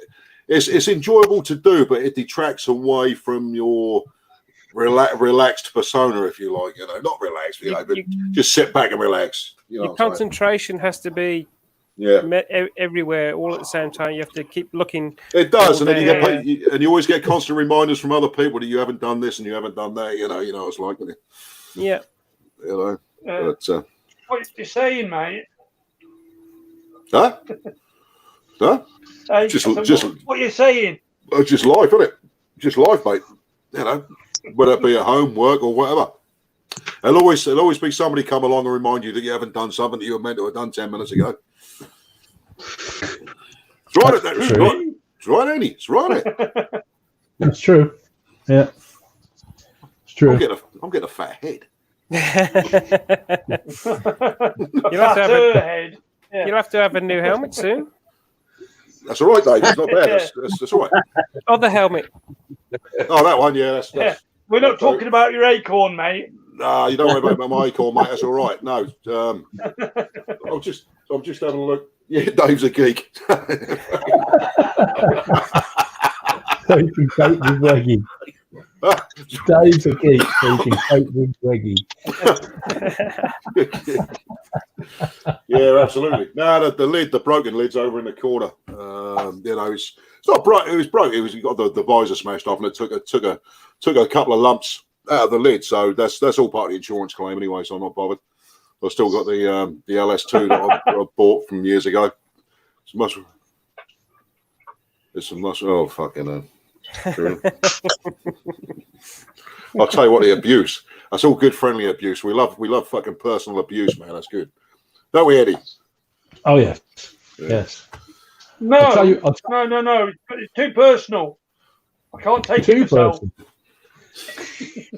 Oh, Skeggy, he's a lad, isn't he? I'll tell you what, he's got good quality hair, old Skeggy. I know he's getting on in years, but fucking hell, his hair is sort of looking pretty decent. It's looking better than mine for a start. You know. Yeah, don't tell anybody. It's actually a wig. Shh. Yeah. Mine's not. No, yours not. Hold on. Let's. No, yours just looks a bastard, to be honest. He coloured it this morning with some tea. Okay, I'll tell you what. Did you see, Carl? You see the old video I posted? That was Chris's video. It was Chris's video and Rob's. Remember Brycey from the our days in the Idiot Collective with Del Boy in there, and Idiots, yeah. And the Jurassic Coast run, because you didn't do the one that I did. You did the one 2 years after, didn't you? Yeah. Yeah, that was fun. Great fun. Yeah, it was brilliant day out there. Superb. That's where that's first. Yeah, the first. I got a bit bladdered. Yeah. Yeah, you did. You did. Well, I think a few of you did. Actually, I sort of read the results. I know. I'm just taking the piss, Skeggy, mate. I mean, he's the same age as me. Well, he's not actually. He's actually a year older. For God's sake, he's 54. I mean, there's people who look 54 and people who don't. You know. Yeah. Well, I don't right. Peter will be joining. I'm a little bit older than 54. I hadn't noticed. If I hurt my teeth. All right. You can't tell I'm 54 now. I'll be honest with you. We've gone down to 4 viewers. Have we? You don't tell people that, do you? No, we're not fussed how many viewers we got. We will build this up eventually. I'm not bothered, to be honest with you. No. It'll get slowly. Wiggy. Yeah. I went like this, and he hit his teeth, and I went, "That's it. We're down to 4 viewers." Oh, sorry, mate. I'm so slow. So slow, mate. You know. I know, but no, I'm not criticising. I'm not criticising, mate. No, I know that's a Suffolk thing, mate. It's a fight really between this one and this one. Yeah. But he won't look like. I'll tell you what. Just a point, Pete. I mean, who looks the oldest? Who looks the oldest? All right, I'll tell you. Let's be honest. We're taking the piss. We really do want to start. We really do want to start talking about motorcycles, but you know, the motorcycle season's not quite hit us yet. I don't know when it will. Do you like motorcycles then? June next year. Yeah, something like that. Yeah, it's crazy, isn't it? Really fucking missing. I'm really missing riding bad. You know. Yeah. Seriously. Hope you guys actually starting your bikes at least once a week. No, because mine's still in bits. I know you. Yeah. It's like me. Mine can't start mine. It just won't start. No. I did a couple of weeks ago, and I was going to do that again this weekend, just to try and get it started up. Yeah. Bless them. Yeah, my bandit's not looking too pretty at the moment. It's not brilliant, you know. It's just in bits and pieces, but I'm actually I'm going to get it back on the road. I need to fairly soon, based on the fact that eventually I will be going back to work. I'm getting sick and tired of being stuck at home and this and the other. And once this hematoma has given up a little bit, and fucking legs back to action, and I'll be going back to doing what I normally do. But the bandit needs sorting out. And I was never going to ask that particular question, Peter. And I was going to post this to Peter. Peter, you're having the haircut. Are you going to have? Is it a full job? You got to have the beard done as well, mate. The whole lot. You got to go like me. I mean, I've only got minimal here now. So I had a proper shave this morning, full round. You going to go the full bundle and make an absolute mint for mine? Well, it's taken me 8 months to grow what I have of my beard. I don't know if I really want to give it up now. Yeah, all right, a lot. Just go for it. Yeah. I've been to Asda already, and I bought myself a £4 hat, so I've got something to wear afterwards. So I'm happy. Yeah, the whole lot. Do the lot. I don't care. Fantastic, mate. Just going to say good night to Mr. Hepcat Harley. Yeah, See you later, good night, my man. Hepcat. She's put it up, boy. Good to see you. I take it the wife is either at work or she's going to work, or don't know what she's doing. God knows. But yeah, anyway, good to see you, Hepcat. And one day you'll stick your face on here for a change. You make enough videos yourself, just get yourself on here for a change. It'd be nice. Yeah, all right. Absolutely. Upgrade the language slightly. A language upgrade. He do make me laugh when he speak to his missus, because it's rather posh, isn't it? Rather posh. Yeah. Yes, rather posh. Rather posh. Yes. And she speaks exactly the same. One has to speak eloquently. Yeah. Yeah, and they do, until I have a personal request off Mandy every now and then on Facebook. I don't know if you've seen it, right? And she's got one word that she loves to use primarily, and I won't say it on here because it won't come up anyway. Well, it would if I said it, but I'll say something like, Mandy, you're a lovely woman, but seriously, what do you think of me? And that'll come up. She'll just one word. What is it? Mm-hmm. Yeah. Yeah, she wasn't even allowed to type it last week. No, she was right. Yeah, well, it come up as something, didn't it? She said she did what she does when she gets out on the horses, and she went hunt. Coot, yeah. Hunt. Yes, something like that. She goes for a hunt. Oh my God! I'll tell you what. God, just trying to think. Any of you lads been up to anything different lately? I have been. I've just been doing DIY. Yeah. Heard you're better. Yeah, I heard about your DIY, mate. I've been thinking about going to a run up to Warwick Castle. Really? Yeah, only thinking about it. I can't actually go. No, I'm just thinking about it. Yeah. I'm going to say it's a run down for you, mate. You're going to record your thoughts. Record your thoughts, mate. Yeah. Yeah, we saved. Evening, fucktards. Evening. Oh, skeggy. Yeah. Oh, God, it's ugly as ever. How are we for mic volume, Dave? All right? Yeah, it sounds good to me. Jolly good. What? Hey? What? Huh? Hey, what? What? Oh, look.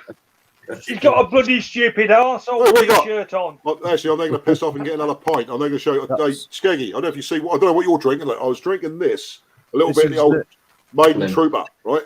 Maiden Trooper. Right. I've got a bottle of that. It's good stuff. Hold on, I'm going to get another one. You'll like this one. Yeah, I'm on Hobgoblin Ruby. Oh, I'm on Hobgoblin Gold. I've got a bottle of that there. Well, I've got a bottle of that, Ruby. Yeah. There you go. Look. Yeah, but I've had my Ruby and Gold already. Mr. Magnus. Mine is Coca-Cola. Well, the glass is Coca-Cola. I don't actually drink it anymore. Hold up, dingbat. Dave, that's nice. Good drop, I've drunk my Ruby and Gold already. Look, all gone. Oh, right. I've just realised. I've said I've got a gold. I've got my ruby. I've got my ruby here, and I've just finished my gold off. So, hey ho! I'll tell you what. Sking. This gold is really, really nice. It isn't it? Very nice. That's a beautiful point of view. Yeah, nice point. I've been doing special days as well. Right, so you'll be doing a Peter later then. I've just got Spitfire. Got two Spitfires. Hey, Dave. You. I don't want anybody else to say this, right?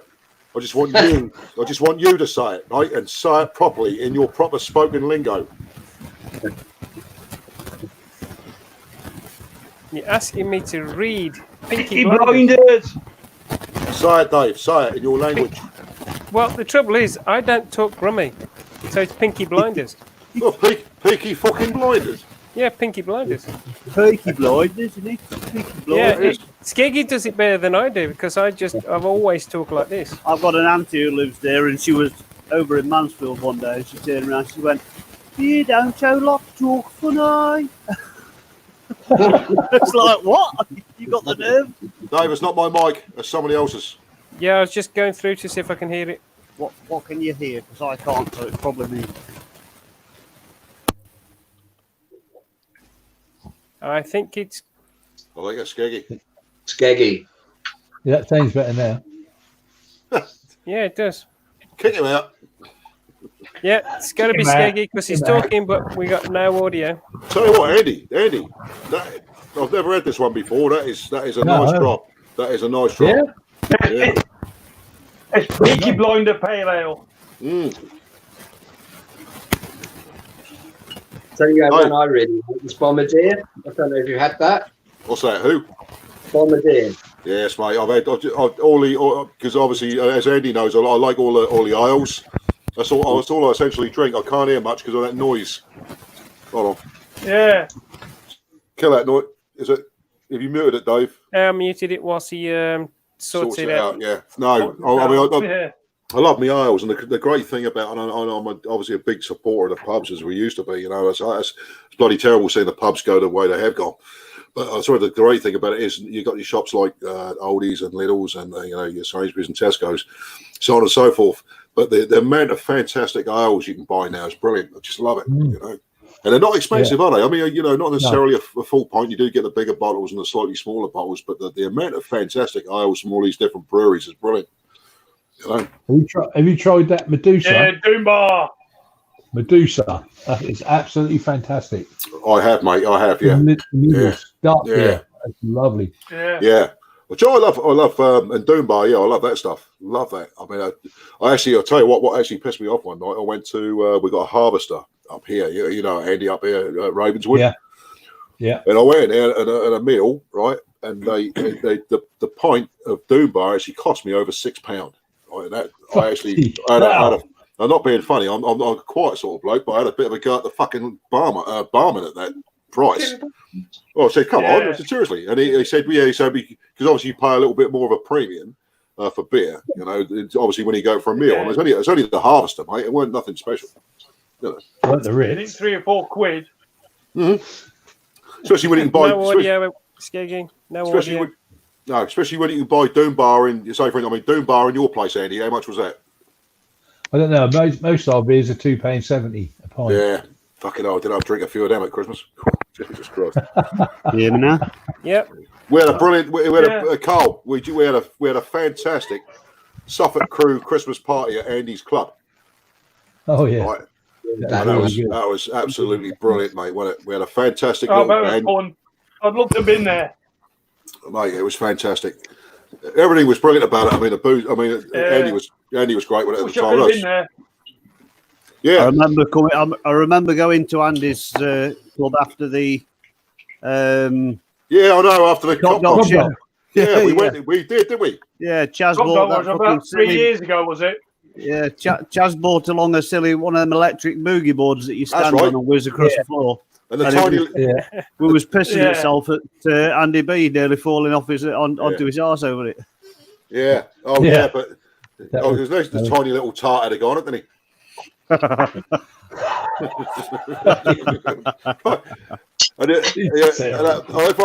I remember rightly, he actually mastered it quite. I mean, he's no bigger than a standard action man, anyway, is he? This thing took off quite well. Actually, he done quite well. It's funny, really, because I mean, Skeggy come round mine for roast dinner that weekend, and I think it was after that we went up the club, or was it the night before? I can't remember. It was the night before, wasn't it? Was it after? Yeah, it was the Saturday night. Yeah, I was, wasn't it? And we all had a typical sense of humour. We all had a laugh, right? Apart from one person. We never said a fucking word. Didn't say a fucking word. No. I actually nearly punched him in the face at the dinner table, to be honest. Wasn't me then. Do you remember that, Skeggy? Yeah. Clear as day. Fucking hell, what a wanker. I mustn't say that, actually. I think what it is you said to me, well, you said to us when we walked through the door, Yeah. make yourself at home. Yeah. Treat my ass as your ass. Just be Yeah. respectful. And I thought, brilliant, so I can relax. That hard day, I can relax. Yeah. So that's what I did. Settled in, relaxed, had a good old chat. Everything was brilliant. What did he do? He disappeared to one side and, didn't say a bloody dicky bird. No, nothing. Absolutely nothing. Yeah. Strange thing is, I don't know whether he's watching tonight. Vol Power caught one of the things. He used. I think he came on with us once on one of the live streams years ago. Yeah. I think he had a Kawasaki or wanted a Kawasaki or something like that. The Z1000. And I seem to remember him. Anyway, he left a comment in my last video saying, sort of, not meaning to open up any wounds, but what happened to Andy B? Don't you talk to him anymore or what? And it's like, well, I've got no problem with the guy. He just disappeared. Yeah. So when somebody disappears, I even sent him a message ages ago asking if they were all right because I hadn't heard anything, and there's nothing at all. Never even got a reply, sort of saying, "Oh, sorry, mate. Sorry for leaving you, hanging. I've never heard a word." Yeah, strange. It was very strange, mate. And to be honest, I was. I mean, can you? I don't know. I'm not going to berate the guy now, but I mean, to be honest with you, it was just so different to everybody else's humour. It was as if it was controlled. When you have a laugh like this, it's you don't plan this shit. You just have a laugh. And I remember the hangouts had to be so pinned in beforehand, and when you ripped it to pieces, that was the best ever. You had to rip it to pieces, didn't you? And then people disappeared and got abused and stuff. Private messages got sent. If you're gonna come back on here, I need you to behave. Will you promise to behave? Yeah, yes, mate. Yeah, I'll behave. Yes, mate. Come back on 2 minutes later, you've been kicked off again. Seriously, I mean, once upon a time, Pete, you used to have hangouts, and you could have up to 10 people right across the bottom, right? So you had 10 rather than the 6. And draw on people's faces. And all sorts of stuff, right? And quite honestly, we used to have a massive laugh. But so one day there was a fallout. I think it went down to at least 2 or 3 members out of the 10. No, it was just me. It was just me and Andy B. Everybody else either got dumped or pissed off. Yeah, we were pissed off. Yeah, because Mr. Carr decided to leave, didn't he? Yeah. It's just a fucking strange one. And at other times, it used to be quite funny. And I remember actually sort of seeing them and thinking, I'm on night shift and that. And I thought, bollocks, I'm going to sit down, I'm going to join it. And I quite often join from work and then take the lads around the yard, look around the bikes and the forklifts and stuff. Do you remember? Yeah, you did. Yeah. In fact, didn't you slip as you were getting into? I think you slipped once as you were getting into the wagon and skinned your knee or something, skinned your leg. Oh, it's a few words that night, wasn't it? Just a few. Yeah. Can't apologise enough for a live broadcast, can it? Oh no. Shit happens, doesn't it? Yeah, there's definitely some choice words, but yeah. Oh, so it's been brilliant actually looking through the past videos and stuff, and that's funny when you look at Andy and all the different hairstyles he's had. It's gone from anything from Eddie Cochran to Diana Dawes, old Andy. Yeah. For me, Calm Biker was one of the best because his humour is very close to mine, where it's just you pretend things go over your head and you start talking about something and what the innuendo is, but the whole point of innuendo is somebody doesn't get it. And it's brilliant when I do that. So it looks like everybody thinks that I haven't got it. I just keep talking about the way it goes on. And he does that exactly the same. Fantastic. But he also does the off-screen stuff as well, which everybody's talking and you'll suddenly see him bring up a note. Yeah. He does. He's brilliant bloke, Richard. It's like was it last week? He popped out from behind the door sideways, didn't he? Yeah. Just silly little things. That's just what makes it, isn't it? Yeah. It all goes to show in the end. We're all just fucking idiots, basically. Yeah, basically. And you know, that's a great thing. I mean, Speak for yourself. Yeah. when you need to be serious, mate, you know, obviously we can all be serious, you know. But to be honest with you, I find it far easier to be a complete twat like the rest of us. That's really. And the great thing is, you know, the sense of you have the piss taken and you take the piss, and you know, at the end of the day, that's what's great about us lot, because you all accept it for what it is. It's nothing personal. It's just excellent, isn't it? You know, yeah. It's always a laugh, and it's funny as hell watching these back after a couple of days. Anyway, every time. You know, I cry. I mean, Peter the other week, I'll probably watch it again later just to have another cry, to be honest. You have to send me a copy of that. I need to download that and keep that for myself. Mate, that's absolutely fantastic, you know. Yeah. I've actually watched that about 2 or 3 times now. 2 or 3 times I watched that clip. Yeah. Yeah, you were just trying to find out if he'd actually died or not. Yeah, and I tried to record it the other day and put it up on the crew, and I couldn't stop staring. I was shaking all the way through the thing. I was trying to get a steady picture, and then what really cracked me up was when Andy turned around. He said, "Is he dead?" Is he dead?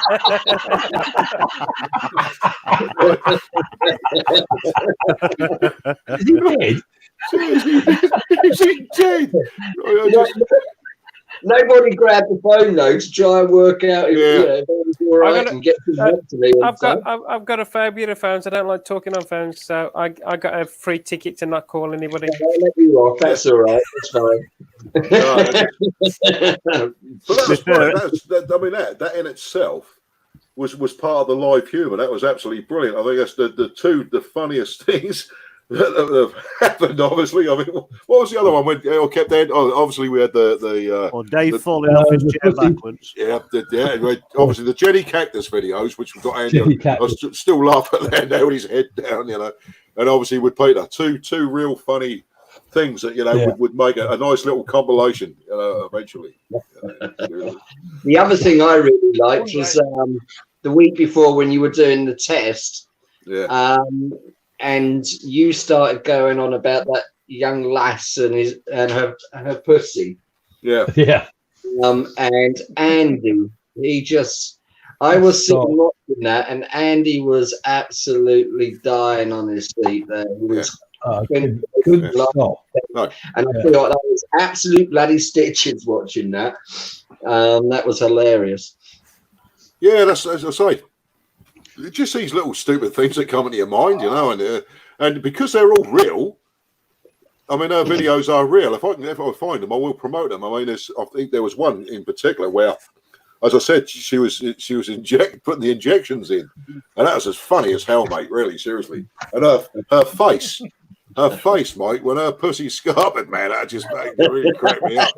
And she's got this sort of look where she'll look at you, right, and just roll her eyes to the left. And you think, really, you know, obviously, if you know what they are, a lovely couple. We've known them a long time. A good week or two, yeah. Yeah, they're both members. They were both members originally of the of Del Boy's Idiot Collective, which we were part of, weren't we, Carl? And Skiggy, if I remember rightly. Yeah. Right. And that was all based down south, right, in Dorset. And you know, we sort of remained really good friends. And obviously, with Ian having his own channel, Johnny Cactus, with his triumphs and his Spider-Mans and all that sort of stuff, and his YouTube channel, is absolutely fantastic. Plus, he's also a fantastic musician himself, a brilliant guitarist and a bloody good singer with his band. You know, and Jenny, being an Ipswich girl, just literally used to live just up a road from Andy, from what Andy's saying, Maidenhall. She is as Suffolk as they come, that girl. Yeah, she is. Really? And as a couple, they're absolutely zany as hell, really. And they did an Ace Calf video about 5 years ago now. And Jenny was actually speaking about Suffolk Andy, right? But the way they banter off each other is brilliant. They're a proper comedy couple, you know. So funny to watch. But they are brilliant. I mean, you know, Jenny's as fucking mad as a hat, but she's definitely not daft. That's for sure. Oh God, no. Oh no. But yeah, brilliant people. You know. But That's like Dave was saying the other day. Do you know, I've got it on my video when we did Skeggy's run. And that was when that was the first time I met Dave properly. Yeah. And that was a brilliant moment. That after getting to know someone, so well, is a real good guy and has become a sort of friend on YouTube and stuff. To finally meet the guy where we did, and there's the McDonald's car park at King's Lynn, wasn't it? And walk away and go, what a tosser. Yeah, well, How did you do? I didn't expect Andy to be as tall as he was. No. He had a stiletto then, probably. Yeah. Or as rotund. Yeah. Yeah. Got his stiletto wellies on. Yeah, I did. Yeah. Was that? You Was that the one that was that wasn't the one that was cancelled, was it? Was it? It was sort of cancelled because it was supposed to be on the Saturday and I wasn't able to go, and then it was changed to the Sunday and I could go. So the guy on the right hand side obviously turned up on the Saturday like a plum. Right? That's right. Well, you say like a plum, or on the organised date, as you could say. Yeah, that one. Yeah, when it was supposed to happen. No, it was great. That was great. We've actually felt bloody sorry for you guys. It was a brilliant sunny day when we went on the Sunday. Fucking fantastic, mate. Absolutely. In fact, bloody hot. That was so hot. You could only cry at the belief that two blokes the previous day had got absolutely soaked. Yeah. It was Carl and Phil 480, wasn't it? Old man. Old man Tony. Old man Tony. Yeah, old man Tony. Yeah, he's a brilliant guy as well. Brilliant guy. He makes some comical videos, and when you actually know Tony as a bloke, he's comical and he's bloody intelligent guy as well. Definitely. You'll see him he normally turns up at the Kesgrave bike show, doesn't he, Andy? Yes, he does. Yeah. Yeah, he always makes a point of coming over, have a beer at the bar, and this, that, and the other, and he's always got plenty to chat about. That guy, he's a nice man. He's a nice man. He is, mate. The same as Rob. Rob's another one. He always. Rob 64 is great. Yeah, it's lovely. Yeah, spot on. Yeah. I mean, when you say like really nice and don't want to stop chatting, sort of thing, you mean don't know when to shut the fuck up? Yeah. Yeah. Yeah, a bit like Weggy. Yeah. Yeah, we all know somebody like that, don't we? No. That's not nice, though. Weggy's good at filling in the void. Yeah. Him and Bobby. I suppose in a way, a lot of people say that anyway. I know people who are watching will probably say exactly the same thing. I suppose you've got to have a certain part of you that, if you do what we do, obviously, putting the crew together and stuff, you got to have, I suppose, something about you that may interest people, and keep things moving. And especially with the little things like the speeches at the ends and stuff. And when you have to make, little speeches about, roots and this, that, and the other, you've got to have something, I suppose. Maybe I have, maybe I haven't, I don't know. But yeah, I do like to chat. Yeah. Yeah, you got to have somebody who gobbers off. Yeah. You've got to put yourself forward. That's what it all boils down to, isn't it? It's like if you were shy and retiring, then Suffolk crew wouldn't have happened. That's I suppose so. I'm well proud of it, mate. I'll just be pleased when we get back on the bikes there and everything, though, to be honest. Absolutely. It's just literally ticking over with humour at the moment. If that lifts people's spirits, I'm happy. With that we normally got the Suffolk crew logo at the top. Well, to be honest with you, I've just let that go, and we're just putting up people's pictures of their bikes. You put up a post, right? And say, tell you what, if somebody can post up their favourite picture of their bike, then that'd be great. And we'll between us lot, we'll choose the one that goes on the header. And you sometimes with a lot of posts, you'll probably get 10, 15 people. Sometimes you put anything about putting your own bike up there and your pictures of that, or family members, and you get 150, 200 people turn up. You do every single time, And that's great. We had a little competition where we asked people to put up their favourite pictures of their bikes, and we chose one. And there's a lovely picture of a Triumph. I think it's a Speedy, if I'm right. So I might be wrong. Jesus Christ, that's not nice. Look, bloody hell. Right. Good night, Highwayman. Night, Highwayman. It's Wayne, isn't it? Yeah. Yeah. Take care. Wayne. Hope to see you again this year, mate. It'd be nice to see you out and about. Yeah, I'd say absolutely. I haven't actually seen him for about about 4 or 5 years. That was I think it's the first. I've seen him before. I think it's the first skeggy run we did. Yes, it was. It was, wasn't it? Yeah. Yeah. I mean, I've seen him quite a lot on various different other ride outs we've done. Yeah. But I mean, he's been on Corn Bikers, Mr. and Mrs. B's, Wyvern Bikers. So he's been out on all these different ride outs, Cats, Dove Cottage Ride, and things like that. Yeah. And then, and in the end, you know, like I say, last time we all saw him really was at my Sunny Honey run, I think. I was, mate.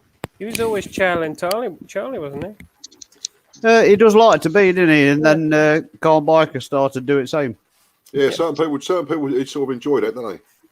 You know, just being a tail end Charlie and just followed and just enjoying being at the bit of the back. You know, it's like our runs. I tend to.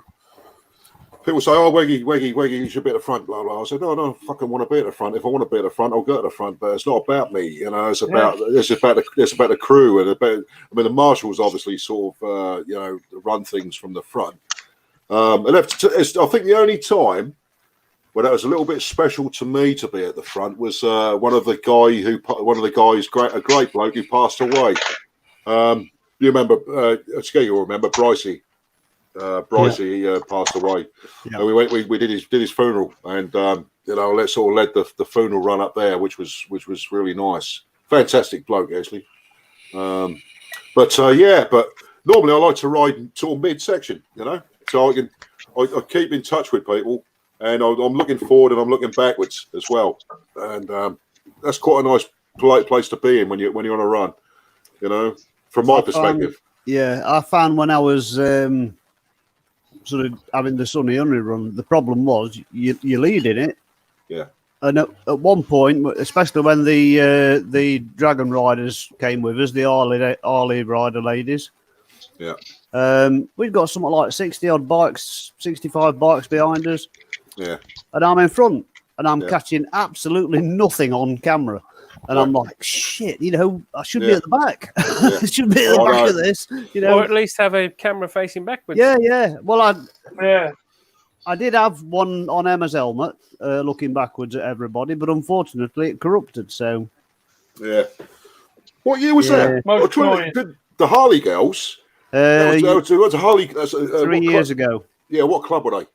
I think they call themselves the Dragon Riders. Yeah. Yes, Good bunch of girls. Good bunch of girls, weren't they? Yeah. Yeah, nice lasses, yeah. Those are bloody nice bikes as well, to be fair, don't they? Yeah.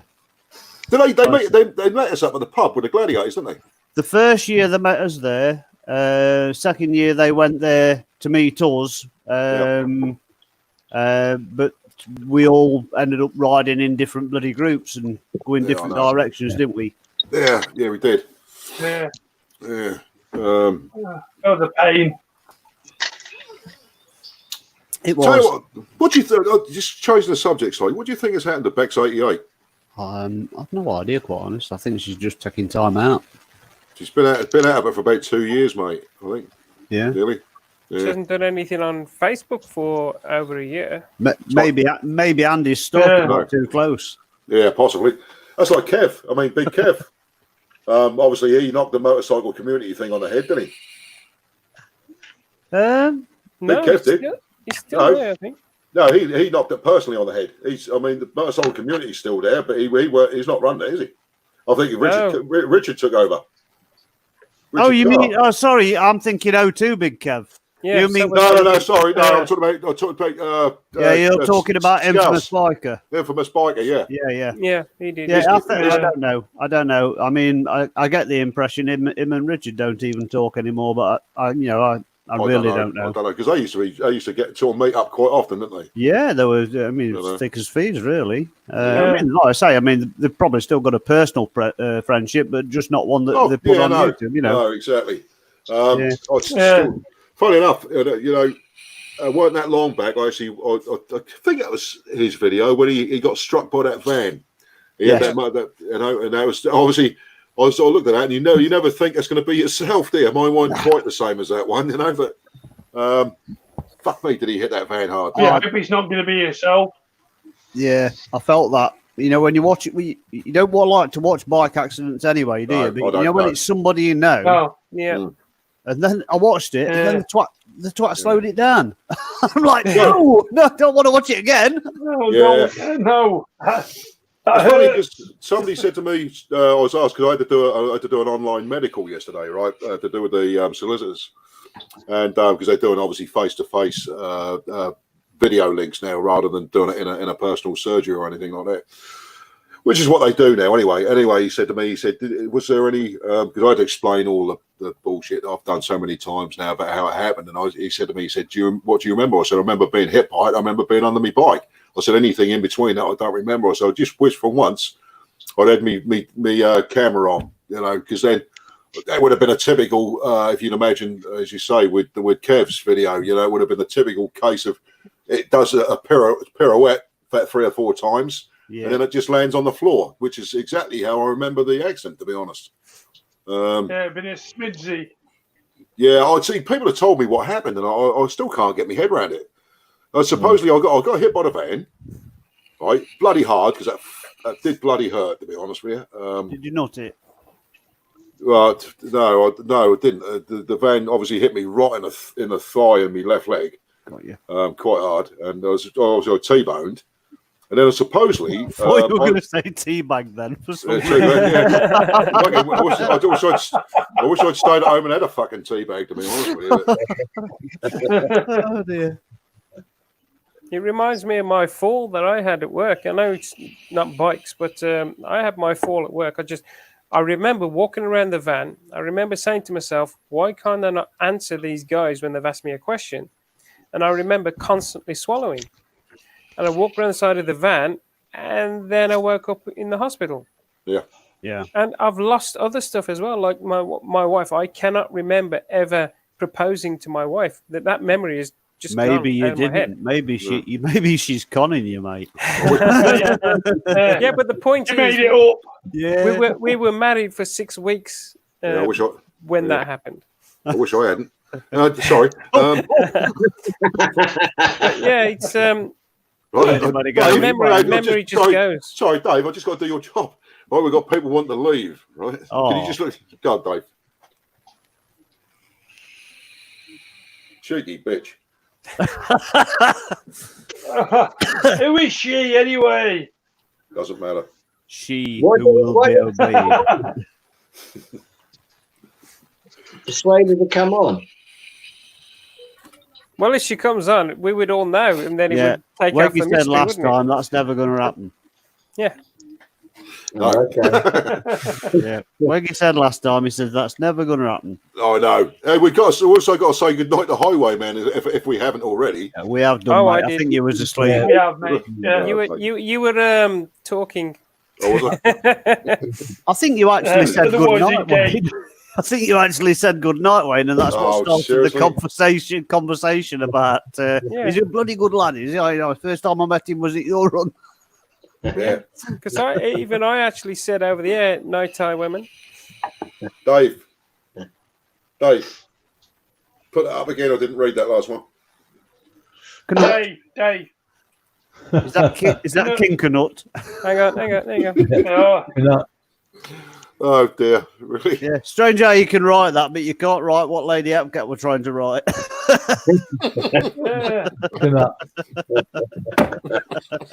the C-bomb. Oh, you didn't say the say. That's Oh it. no, That's it. We got somebody else dying. yeah, don't say the C word. Yeah. Oh, you mean COVID? Yeah, if you say the C word, I'll get demonetized. Yeah. They don't like COVID.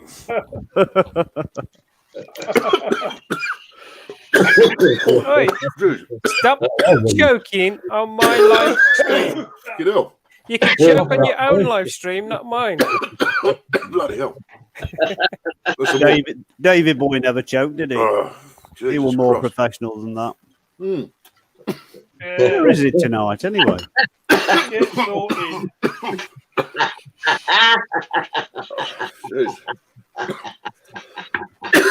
Bloody hell. You're a Canute twice over, Weggy. King Canute. Is a Canute cutting. Canute. It's getting personal. How many watches have got Dave on? Oh, Jesus. COVID. One person watching, Dave. Yeah. Yeah. Oh, fucking hell. Well, Is he's 11:30. He's dead popular then.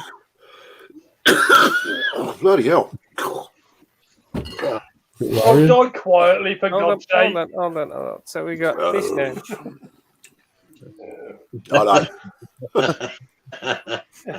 Canute, yes.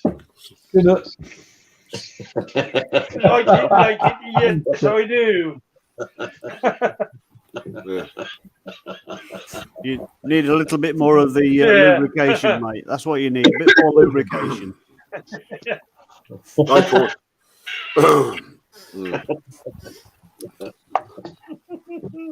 Acorn seeker.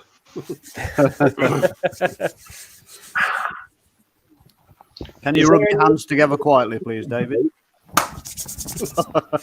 Too close to the mic, was it? Whoops. Sorry. What? Get out. All I got then was like. Sorry.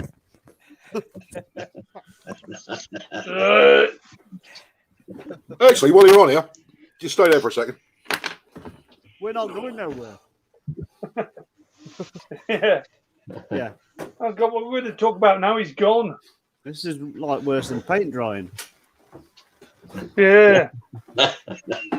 Oh, I'm so excited. I've got that red lamp. Doom, doom, doom, doom, doom, It's doom, fantastic.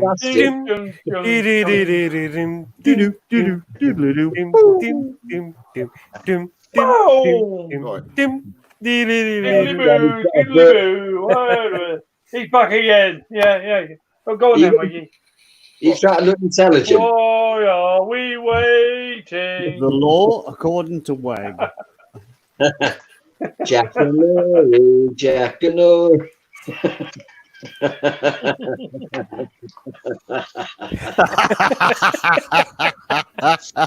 I think he noticed.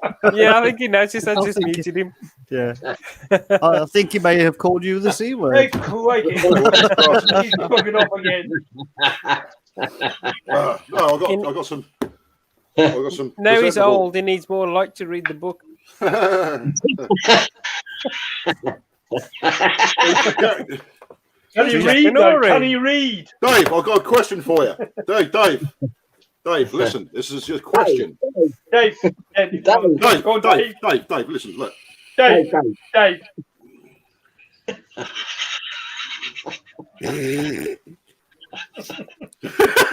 Right, hold on. Dave, what's the difference? What's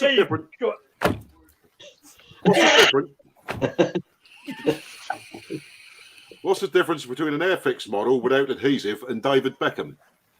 They both come in a posh box. What's the difference? Did you hear that, Dave? Yeah, one's plastic. I know that. And the other doesn't move a lot. One's a glueless Oh, kit. come on. Yeah. Yeah, and the other one's a clueless git. Go wee. Bye. Bye. Dave, Looks like the warden's come around to let you out. Dave, Why pick up me? what's the best way to remember your wife's birthday? Facebook. Get a reminder from Facebook. Yeah. Don't take up the patio. Well, Forget it once. forget Oh, it once. Yeah. Yeah. Right. No, these are all scientific facts. This is not nothing else. Yeah, what's the book called? Dave, 101 ways to. you'll like this one. You'll like this one, Dave. Now, seriously, think about this.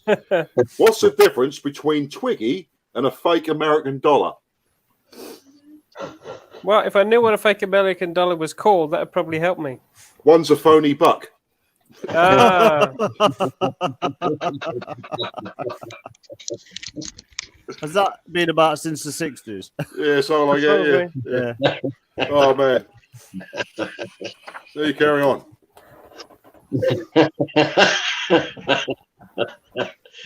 The concentration on your face, Weggy. I know, it's because I'm trying to fucking read it, that's why. hey, Peter. Yeah.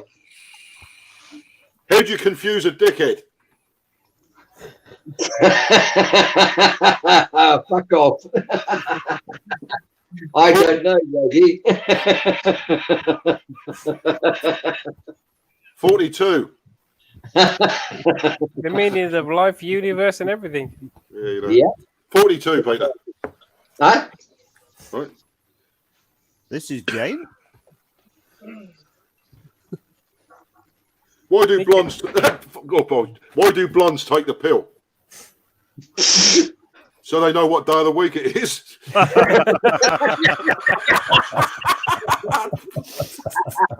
Talking about blondes.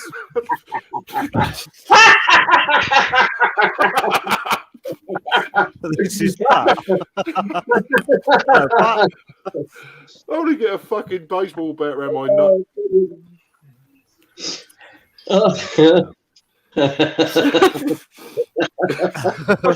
I thought she'd gone. Hey, Carl, what's the day of the week? Hey, When Monday, Dave, Tuesday, I've got to ask. Friday, I just got to take a day.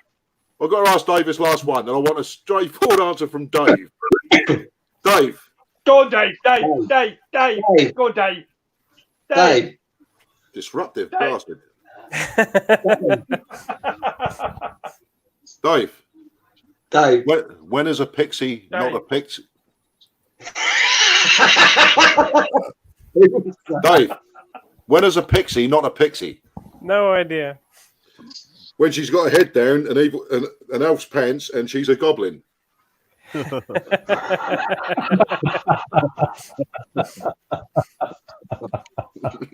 not funny. Didn't you ever have any pixies all the time? Sorry, I'm going to get this one in quickly. That's the last one, because otherwise I'm going to get myself in trouble. Yeah. What do prawns and women have in common?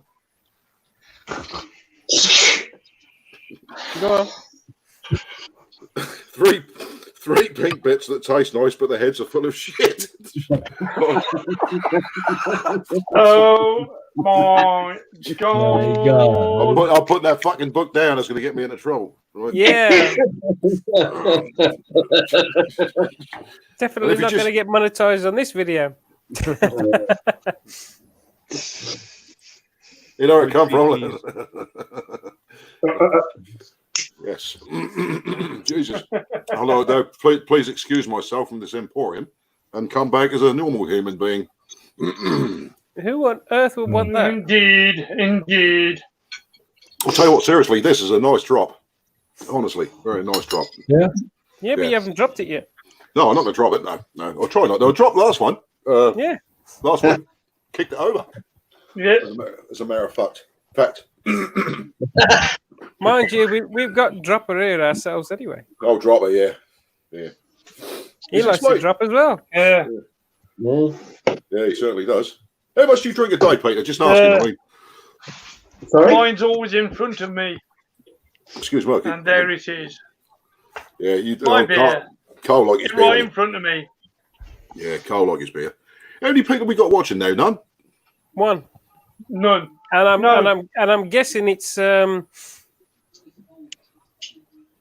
Jane has a bat. Pat has a ball. Yeah. This is Pat. This is Jane. This is Jane. This is Pat. Pat has a ball. Jane has a bat. Mm-hmm. Right, I'm not following there. Yeah. Right, so we started off with this is Jane. Yeah, we started off with this. This is Jane. Yeah, I know. I'm just reading it through. Yeah. And then we went to. This is Pat. This is Pat. Jane has a bat. Yeah. Hey, Pat. Pat has a ball. Yeah. Jane has a bat. Jane has a bat.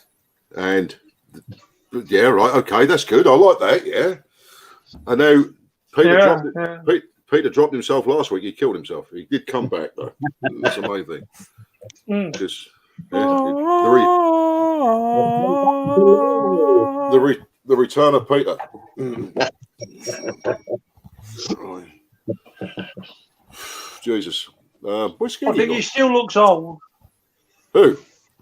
No, tell you take it up, Carl. You take it up. You and Peter, you take it up together, right? I mean, you know, if you want some sort of issue. We're gonna have a face off. Don't you remember the Peter and Jane books? Do you remember Peter and Jane books? Yeah. Yes. Yeah. Ladybird. Yeah. I remember Ladybird books. Because One we're A, one older B, than one you. C. Pat the dog. Peter and Jane. Do you remember Pat the dog? Yeah. What's Peter and Jane? What's Peter and Jane then? What are they? They were One kids' books. was a girl. They're learning books. Yeah, learning. For kids when they're reading. Yeah, I'm almost got on to 2B myself. Really? I was just say mine was always Ladybird books, you know. I personally, I only look at them for the pictures. Yeah, I did. I used to get pissed off. We're reading the things, you know. Because it was always the print on the left-hand side, and you always had the picture on the right-hand side in those ladies. Yeah, you did. Yeah, that's right. Yeah. I don't know why I remember that, and I don't know why I said it, but hey ho. Tell you what, do you used to love the smell of a brand new book? I'm not some sort of person, you know. You what? Sorry. What's a book? No, I didn't sniff books. I did. I sniffed other things, but not books. a brand new something like I don't know. H.G. Wells Bike magazine or something or other. Fucking as soon as you open it up, lovely. You know, like your first bag of chips and some fucking newspaper. Yeah, there we go. Right, is that Peter and Jane? That's a modern day version, yeah. That's a modern. That's the modern day. That's the modern day version. That's just a piss take one. Right, Ladybird books, Peter and Jane. Jeez, no, I never heard of them. Obviously, never heard of them. Ladybird, right? You've never heard of them? What's that one? Says the T word. Second row down. Stands out. I'll tell you, that's some brilliant ones, isn't they? Really is. Absolutely brilliant ones. Keep going. Keep going. Keep going. There. I like how it's a picture of the House of Commons. Yeah. There are some truly excellent ones out there, really. I wish I were that good when I was young. I'll tell you what, that Puss in Boots were a bit boring. Yeah, they didn't have any naked ladies on there at all. None at all. It goes on about bloody catching mice under a queen's chair or something. No, what I expected that. Oh, Jesus Christ. No Linda Lovelace in that. No. Jesus Christ. You wouldn't. You'd never expect to find anything like that nowadays, would you? I'll tell you what. What gets me is the kids of today. You know, everything's so easy and it's at hand to them on the internet, as easy as they've missed all that experience of finding a wank mag inside an old privet edge on the park.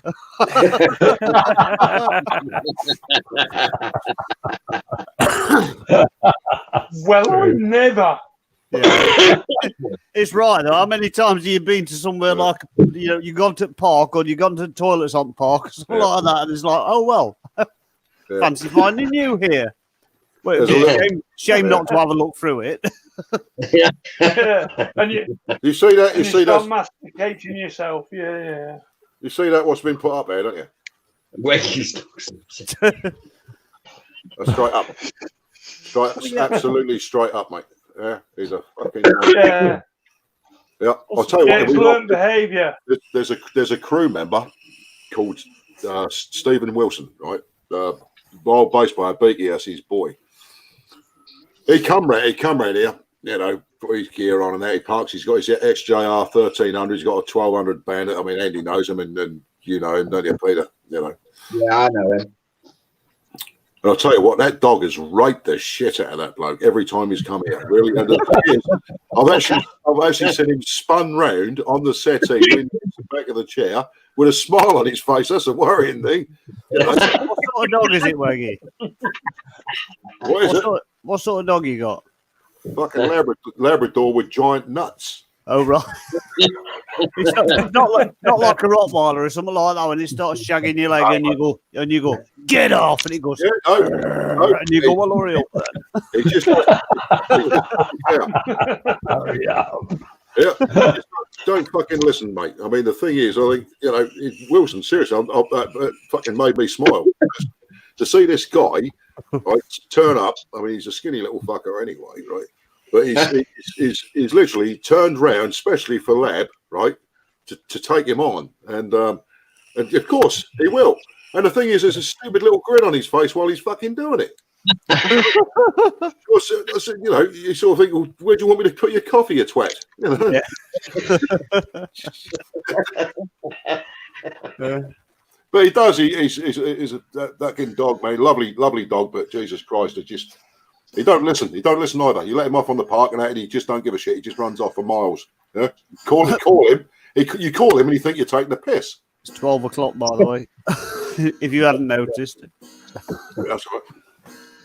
My auntie used to have one of them King Charles Spaniels, you know, with the big bulging eyes. Yeah. It's not a pretty sight when it's resting its jaw on your kneecap.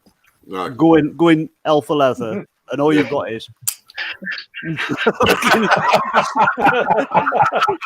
the eyes. You're like, well, don't fucking look at me when you get off. Don't look at me while you're doing it. He used to hook his front paws around your leg and he's like, well, I'll give you some. And it's like, Well, you shouldn't wear girls' perfume then. Jesus Christ. Oh, bloody hell. well, it's Makes me glad I've only got a rabbit. Yeah. Well, they like bonking anyway, don't they? Oh, yeah. He's a rape door, to be honest with you. To be fair, I mean, what don't like bonking? You know, there's something wrong. What's that? Who? Anything, everything and anything likes bonking, doesn't it? Yeah. I like how David just turns sideways. He's like, Yeah, he's thinking, oh my God, here we go. no, he's thinking, yeah, I remember that. Don't forget, he's married now. So The thing is, he's probably planned it. He's actually left the door open so she can hear. Yeah. You know that little bit of side entertainment just to get her in the mood? Yeah. Yeah, well, she's gonna have to have big ears because she's 45 miles away. She's how many miles? 45. Oh, only 45. Yeah, she's not in London anymore. She's in Leamington. No, I suppose. She's not Leamington. In the Yeah, spa, Royal you see. Leamington Spa. Really? I suppose Yeah. you passed flashing one out live on the phone there with Dave.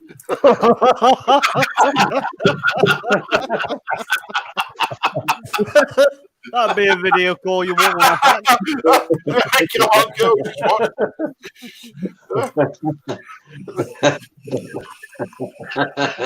In the before days, we should pop down to Lem for a spot of tiffin.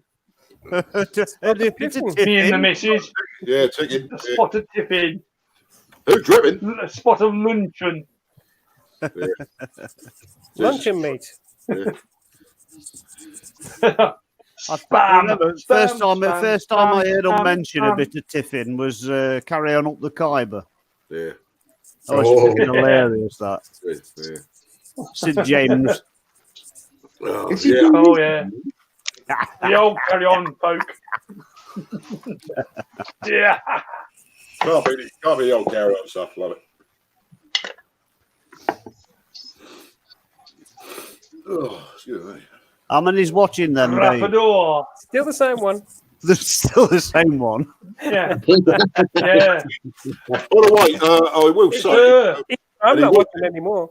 he will be watching us at some point. I spoke to Mr. Tim Kreitz via his video the other day. Oh, right, yeah. He has been watching the live stream. So if you are Did you watch his last one? Yeah, did. Is that the ugliest fucking pannier back box separate thing or whatever I've ever seen in my life? Yeah. I can't believe they even considered putting that on a bike. How much extra weight did that have before you put your panniers on? God knows. Jesus. It was, I mean, gaudy and everything, wasn't it? It's just like, it was horrendous. I couldn't believe it. Honestly, I just couldn't believe that was a professional job put on by a company who went, yep, this is our aftermarket part. Some twat out there bought it. We are losing our viewer. Oh no! No, right back girly. Whoever you are. See, we mentioned Tim Kreitz and she's going. No, I'm just gonna send a message. Just message. Ready? Message Tim. He's a big boy now. Right. Message. Yeah, I must admit I like Tim's videos. Tim Kreitz. Seems like he's good. He's good. Yeah, he's very good. I've been watching him for years. Yeah, brilliant guy. You see, so I know he lives right in the middle of nowhere, but even then he makes his videos entertaining especially when he's going around all these derelict buildings, ghost towns, these ghost towns and stuff. Yeah. That boring that no ghost would want to live there, are they? It's like fucking in the middle of a desert. And this what gets me is like there's no fucker lives anywhere near, and then all of a sudden he's in a place and somebody comes like, "What are you doing in here?" He's like, "Oh shit!" Yeah. Oh, we're just being accosted by the owner. Where the fucking hell did he come from? Turns out he now lives. He don't live in the derelict building anymore. He now lives in a trailer out back. Yeah, he's top notch, that bloke. I tell you, really good. There are so many out there still making content that I still enjoy. Yeah. I mean, I'm so behind. I literally I must have had about 3.5 hours the other day catching up on Car Bikers videos. Bloody hell. And then before you haven't that, even got to my Christmas videos yet. God. Like I said, before I've that, always watched his. Yeah, but I say before that, I was watching Captain Cranky and Mr. Oz Adventure and O2 Big Kev. Yeah.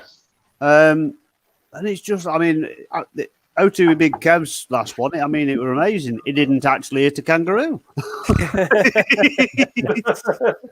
Look, you need to have a simpler way. You just need to go onto everybody's videos, say great video, and then go on to the next one, and just leave it. You know, don't watch any of them. I don't watch any of you guys. I don't even know who you are. You just come on here and chat away, and I'm just going. What I tend to do these days, really boring, is go on, leave a thumbs up, and leave, and only comment if I feel like I've got something to contribute. Yeah. Because I know what it's like being on the other end, answering a video, fucking months after you put it up. Do you know what I mean? What the fucking hell, some twat commenting on this for you? Like, do you know what I mean? It's 10 years old. Yeah. I'm so far behind, Will. We just lost Bill Venture out of the group. Out of what group? The Hangout. Oh, right. Yeah. Well, it's like I had 68. No, I had 65 subscribers when I stopped doing videos. I've got 72 now. I'm thinking, why? I haven't put a video in 2 years. It's strange, isn't it? Yeah. Yeah. When did it leave then, Waggy? What's that? Sorry. When did Mr. Oz Adventure leave? About 2 seconds ago. Oh right, I'm gonna say because I've not seen it come up on Hangout group yet. We got two viewers. Hey, we're going up in the world. Bloody shame. Yeah. Mr. Oz Adventures. He's let us down. He's left the group. He's shut the door on us. Heck it, old boy. Come back. Yeah. Miserable sod. Come on now. tell you what, you think him and Captain Cranky had to put up with Keith for 2 weeks? Yeah.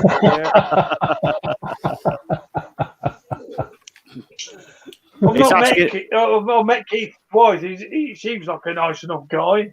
He is. Keith? Who's that, Keith? Yeah. Brilliant bloke is Keith. Yeah. Yeah. Nice as pie. Can't start a bike to save his life, but I tell you what, he's really nice. Yeah.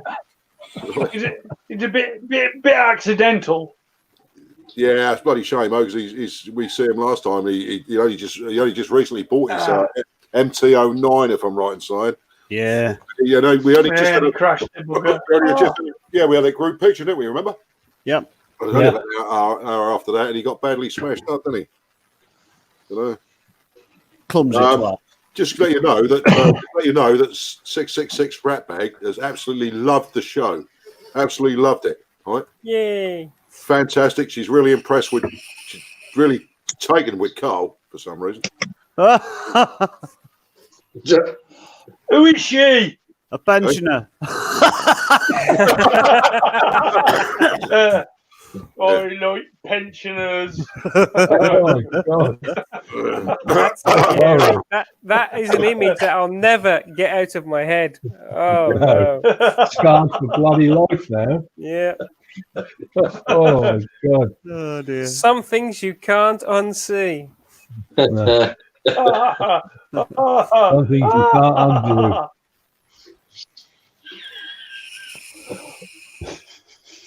So we got one viewer of two. 3. What? Yeah, we got up. That's what I think. Fucking hell, they're multiplying. Yeah, wow. Better start talking about bikes. Yeah, that's Go ahead. For anybody who's just joined, and this is primarily a motorcycle site, right? So we don't talk anything else. That's it. We're down to 2. Motorcycles, right? Motorcycles. So if you know anything about bikes, you want to ask any questions about bikes, questions about mechanics, any serious. No. Serious. Boss. Serious. Seriously? Yeah, seriously. Right? Yeah. I'm really, really serious, mate. Sorry? I'm so serious. I've never been so serious. Andy, I've got a question for Andy. Yeah. Go on. When are you going to give me that CX500? Exactly. Yeah. You know I could make some up with you. Sits there in your garage, poor neglected piece of beautiful engineering. Yeah. There's a ZZR sitting beside it as well. 1200. Hey, do you guys, here's a serious question. Do you guys actually prefer, because I mean, I've had this from both sides, do you prefer carburetors to fuel injection or what? Carbs. You see, on a single carb, I prefer carbs. Yeah. But anything bigger, because of the fact of matching carbs, then I prefer fuel injection. Yeah. And I think it's... Yeah, Andy? Go on then. No, just it doesn't bother me. Stop it, Andy. Please make your comments. Trouble with that. It doesn't bother me. My ZZR is carbed and my BMW is injected. Yeah. Tell you the truth, I can't tell the bloody difference anyway. They No, just I mean, go. It's only when it comes to working on them, really, isn't it? Yeah, right. I must admit, the actual delivery of as a fuel injected bike is better than a carb. It's obvious. They are. My ZX12R was, it was as soon as you pinned the throttle, that would go. There's no real hesitance like there can be with a carbureted bike. You know what I'm saying, don't you? There's more get up and go. I don't care what you say. There is definitely, Unless it's on a Royal Enfield Bullet. I prefer carbs. So unless it's on a Royal Enfield Bullet, in which case there's no real get up and go. It don't really matter. No. It's Bullets sort of 125 on mild steroids. Very mild. No, I prefer maybe a 250. Yeah. It's about the equivalent of a 250, isn't it? Really. It'll do about mine will do about 85. Most definitely. About 85, 88, and it gets there reasonably quick. Yeah. Mine does about 70. Yeah, if you're lucky. take the word quick with a pinch of salt. Mine Yeah. at the moment does about 0.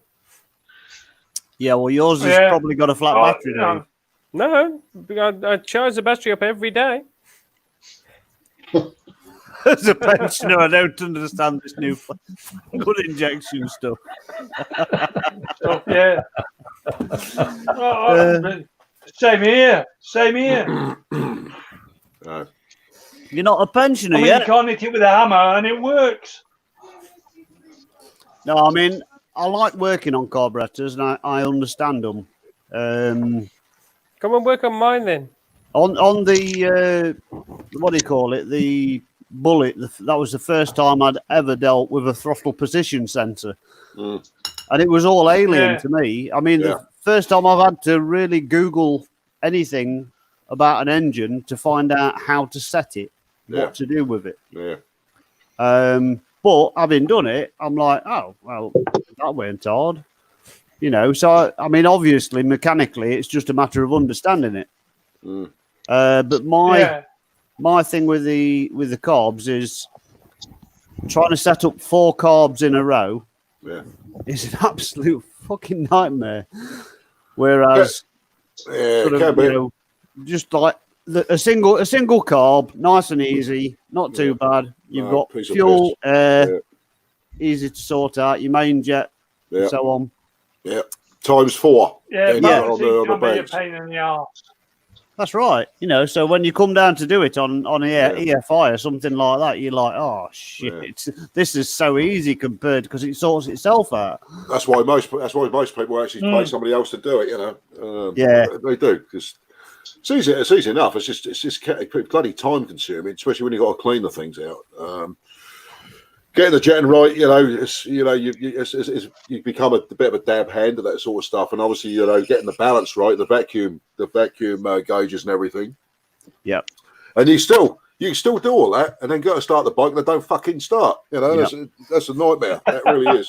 Well, my problem came when sorry, David. A mechanic told me once that the only thing the balancing stuff does when you're balancing your carbs is at tick over, because as soon as you open up the throttle, it all changes. Yes, it does. But theoretically, you want to set it at tick over and then rev it to about 1,000 RPM just on your balance tubes and just see what each one's running at, and then just tweak them that little bit. But I mean, my conundrum. Well,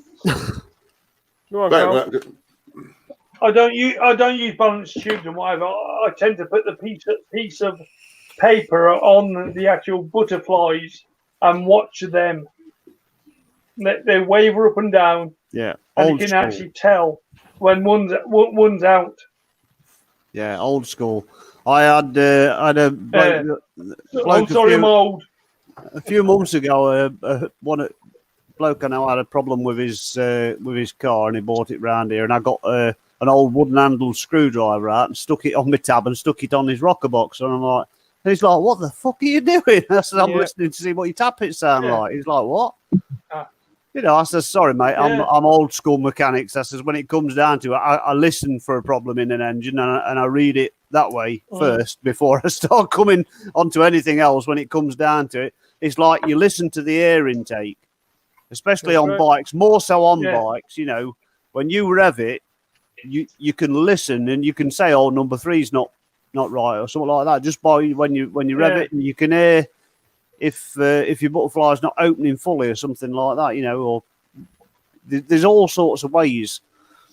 And I think you can listen for the roar.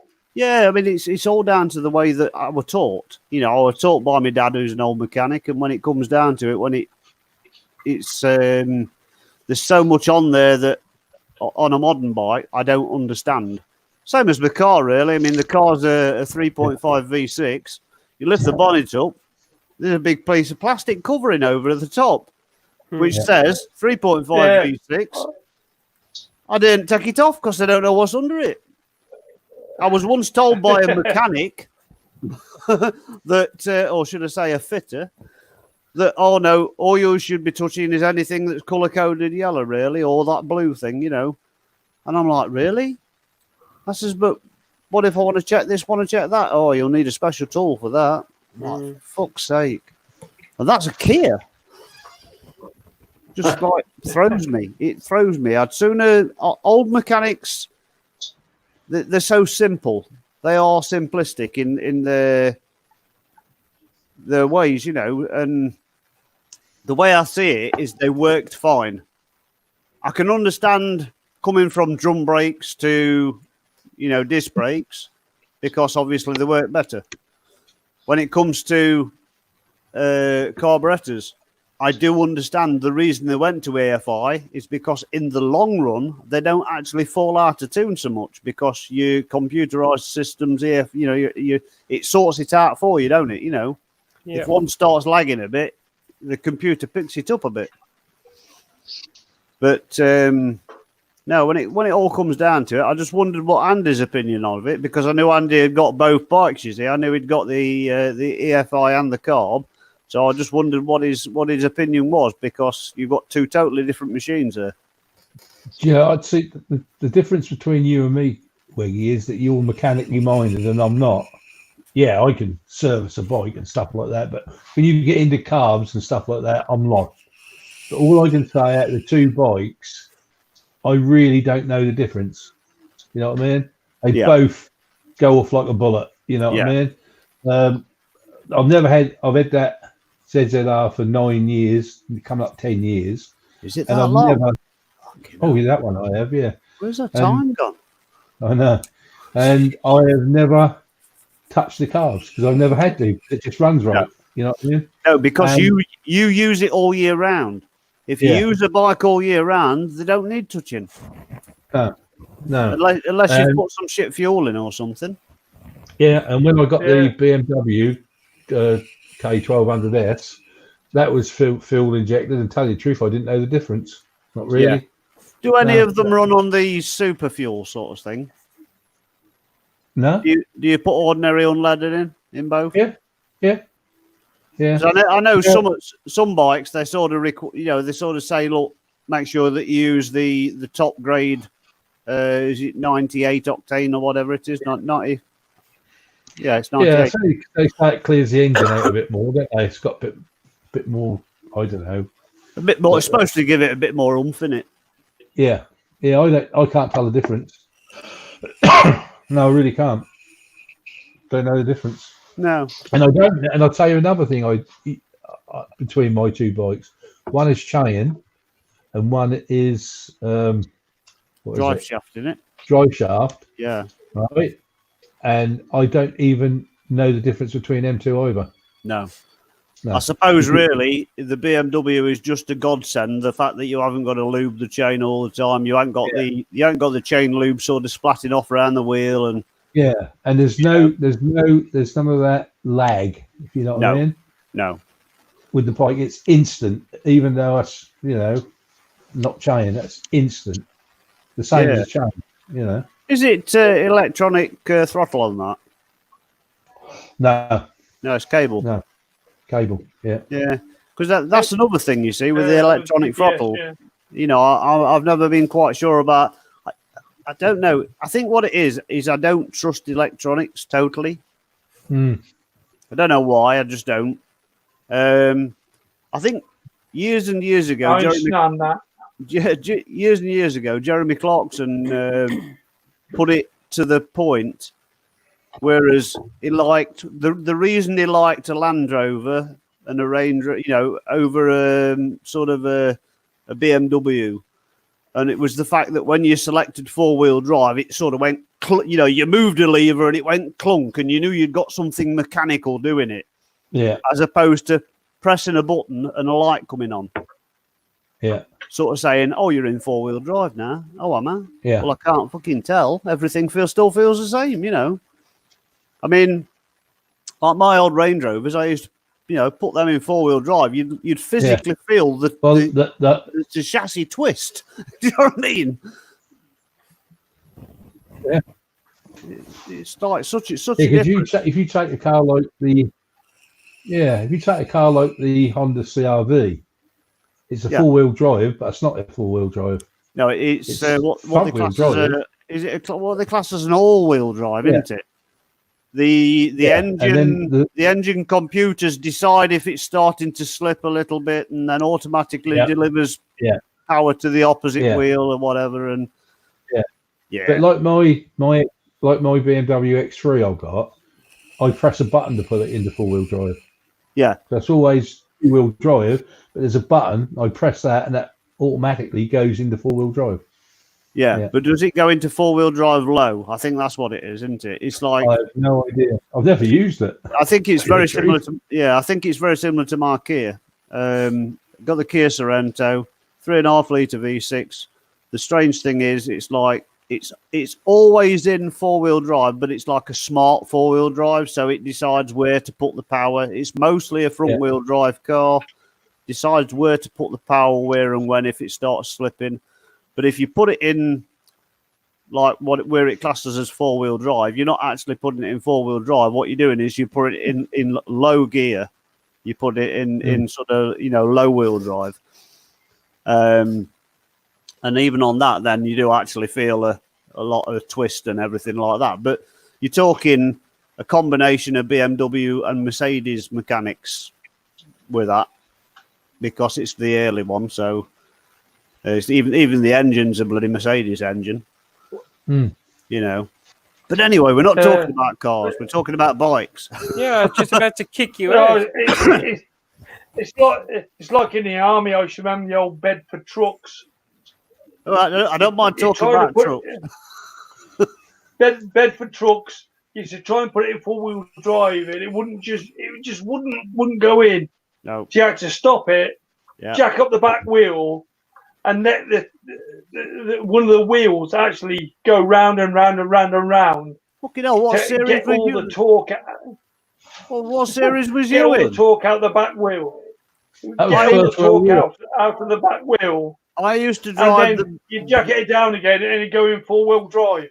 I used to drive the Bedford TK, the 4-tonners, and they was pretty standard. The TK was the petrol-driven, and the MK was the diesel. Sorry, I meant MK. I never had a problem. MK's diesel. Yeah, I never had a problem with them. Now the old Y series. Yeah.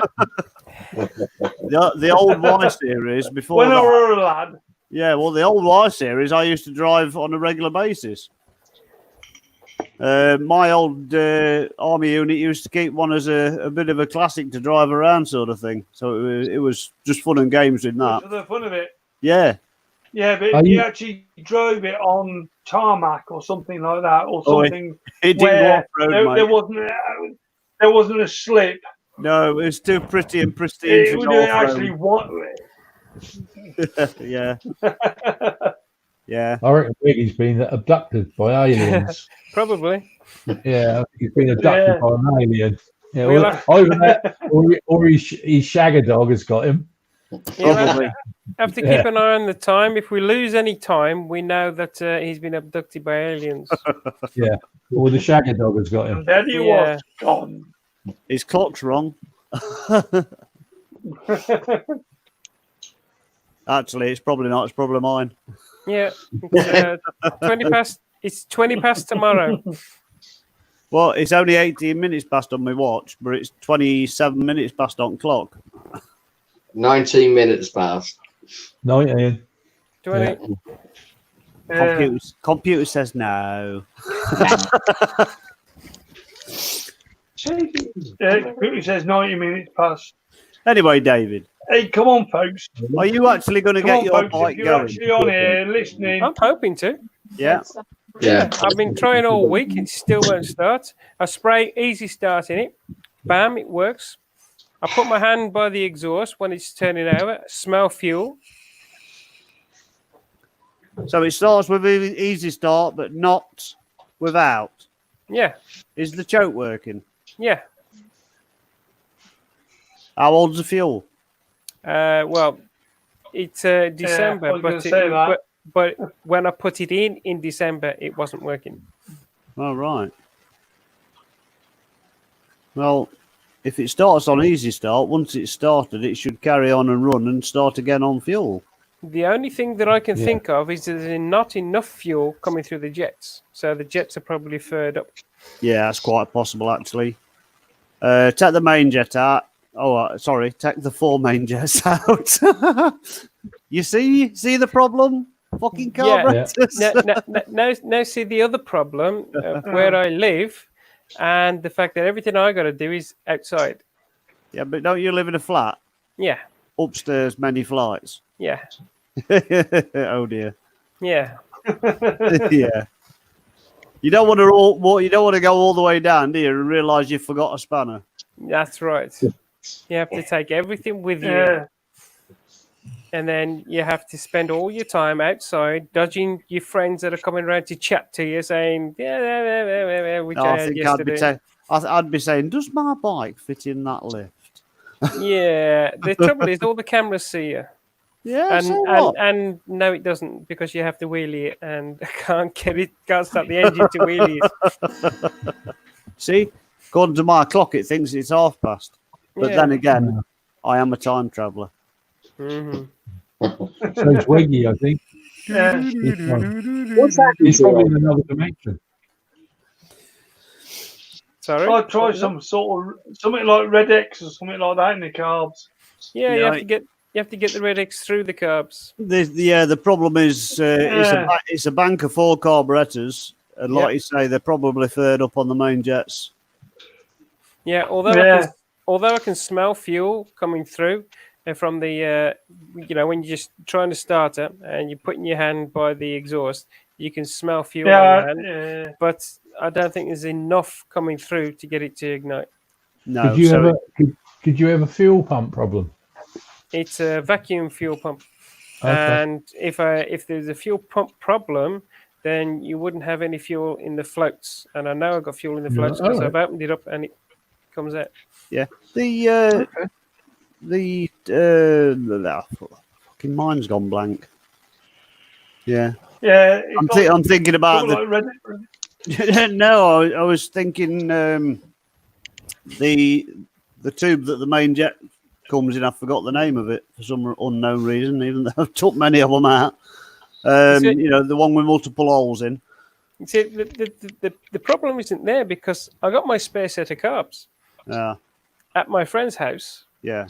Where most of the tools are, where I normally go to have stuff, or he comes here with the tools to help me with stuff, and can't do either because of this COVID-19. Yeah. So at the moment, unless it actually starts, I got no choices. But I'll keep trying. Now, what I'm talking about is it in the actual float bowls, empty the fuel out, stick Red X in it, shove them back up. Well, I didn't do the Red X thing, but I did when it started to fail at me on December, because it was a cold weather and I just left it too long. I actually got rid of the fuel and put new stuff on, because what happened was I actually got the bike started, and I was taking it up to my mum's where I normally lock it when I am going on holiday, and I got just a little bit away about the amount of fuel that's in a float bowl, and then it stopped and it was dying, and I thought, okay, I need to because I knew it was almost empty anyway, so I thought I'd run out of fuel. So I pushed it back, and I thought, well, I've got to leave it for a bit because I'm going on holiday. 3 weeks to come back, and I come back and I drained the fuel out and I put new fuel in, but that's January, so December, January. And I hadn't started since. But I haven't been able to be on it all the time. It's only been once every 3 weeks I've had the chance to try it, because it's either been raining or too cold, and my age don't work with the cold anymore. Yeah, I know what you mean there, mate. Mm-hmm. But, this lockdown has been good, except that can't always be outside. But we'll see what happens. It'll either work or it won't. Well, there's only that to it, isn't there? Yeah. I've got the car, so that still gets me around. See, this is what fascinates me listening to you lot talk about bike, because as Andy has said, he's got no mechanical clue, nor have I. I've got absolutely no idea about what to do with anything. But just hearing you talking about these sort of things, it just sort of really opens up my mind, or opens up my eyes to what is going on in my engine and stuff like that. And it's something that I have to make a point one day of actually going to be with somebody that knows what they're doing and start to learn these sort of things. And most things are a lot easier to work on than you'd realise as well, Peter. Mm-hmm. What bike you got? Yeah, but we don't exactly know what we're doing. We just guess. Yeah, but there's four main things that makes a bike go. 3 of them you'll know, but the fourth one it comes later, which is fuel, air, spark, and pressure, as in compression. And as long as you're all 4 of those, it should work. If you haven't got enough of any one or too much of something, then it won't work. That's it. And the pressure, which is making sure your valves are sealed or making sure your piston rings are working. If that doesn't work, you can have all 3 perfect and it just won't fire because there's nothing for it to compress against. I mean, the thing is, when it boils down to it, is you've got this. Is it the 1200 Bandit? 600. 600. So I mean, it's basically the same setup as the 12. Just you still got inline 4 carburetors, haven't you? Mm-hmm. So you've got same problem. You've got basically same as what David's got. It's a 600. David's is a 650. No, mine's a 6. Yeah, mine's a 6. So it's the same system basically. It's just yours is Suzuki's version. It is a Yamaha's version. But I can see where you're coming from, David, on your problem. It might be worth seeing if there's something you can get into the carburetors to break down the, the bits, because that's what it'll be. It'll be crap that's built up in the bits. Yeah, that's what I'm thinking. Yeah, it's just crap. Yeah. It's just getting the time and knowing. I mean, the last time I took the carbs off and swapped them for another set that I had, I was on my own. It took me about 6 hours. Yeah. With everything I was doing, and I don't want to be outside for 6 hours. No, not this. Mind you, it's been warm lately, so it's not too bad. But you still don't want to be outside for 6 hours in your condition. No. Because let's face it, your neck don't bend, and you can't get into a lot of the positions you need to. Although I must admit, on your bike, once you've got the tank off, everything is so easy to see on the carbs. And the rear suspension is so easy to change. Do you have a problem with the rear suspension? Not anymore. You did have a problem with your rear, with your rear. I can't get the word out. Rear. Your swing arm, didn't you? Yeah. That's no, it wasn't the bearings. No, if you remember the picture, it split. That's right. Yeah. Yeah, it did split. As far as I can tell, that was an original swing arm, and they changed the design of it later, and mine was never changed. So if it was recalled for its change, mine was never recalled. No. And it was only doing one of my inspections that I did. That particular inspection I do every 6 months. But as I was looking through it, I saw this crack and I went, that's strange. And then I picked away at it and the paint came away and it was just split apart. And I went, oh dear. And this is how I know it's easy to change that rear suspension. It's because all it is one bolt on the top and bottom of your shock absorber, and that comes out from the top right where your your tank is, and it's just one bolt going across, and it just pops out, and the next one back in, one bolt in for the suspension, and that's done. Yeah, nice and easy. Yeah. Strange, but I mean, because they have needle bearings in as well, don't they? Yeah. So were they not seized? No. Wow, because normally they are. Normally, if it's got to that condition, you'd expect them internally to be the same, wouldn't you? Well, I did. Yeah, you would have thought that. Let me see if Yeah. you carry on talking to yourselves. I remember see you if I can putting. find a picture. Yeah, I remember you putting the pictures up. Well, God, it's 4 or 5 years ago. Yeah, probably. Yeah. Yeah. Let me have a look. Talk amongst yourselves. Okie dokie. What? So, is your bike running fine at the moment, Peter? Yeah, I think it is. But you see, that's the whole trick. Listening to you say about how you can just listen to a bike and you can almost hear if it's missing a cylinder, not firing right, or whatever. I have no clue with that. No. I don't know what I'm hearing. I know it might sound a little bit sometimes, but it's quite a weird situation. Whereas somebody else could stand next to it and say, "Yeah, that's running fine," or "Oh, you're dropping one," or whatever. Yeah. That's a trick that I've got to try and learn, and you can only do that from experience and learning from people that have that knowledge. I mean, all you need is to be with somebody when they do a job on it, sort of thing, you know. Yeah. Like I say, I mean, if your bike's running fine, you'll know it still performs as well as it did and things like that, you know. It goes fast enough for me, trust me. Yeah, well, there you go then. You know, and let's face it, we've had this same conversation. We've had this same me and Andy had this same conversation years ago. We was on about it, and it was that same old thing. It's like what matters is that you're enjoying your bike. Doesn't matter what anybody else thinks about it, as long as you enjoy your bike. Oh yeah, I absolutely love my Andy. I absolutely love her, and it's great to be able to be out on her. And I turn that throttle, and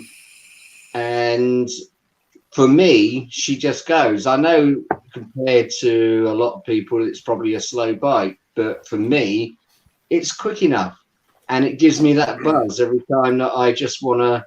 I feel comfortable because if I know I want to overtake something on a single carriageway, I can flip around it. I know I've got the power there to do what I feel comfortable with, and that's all that matters. Oh God, yeah, definitely.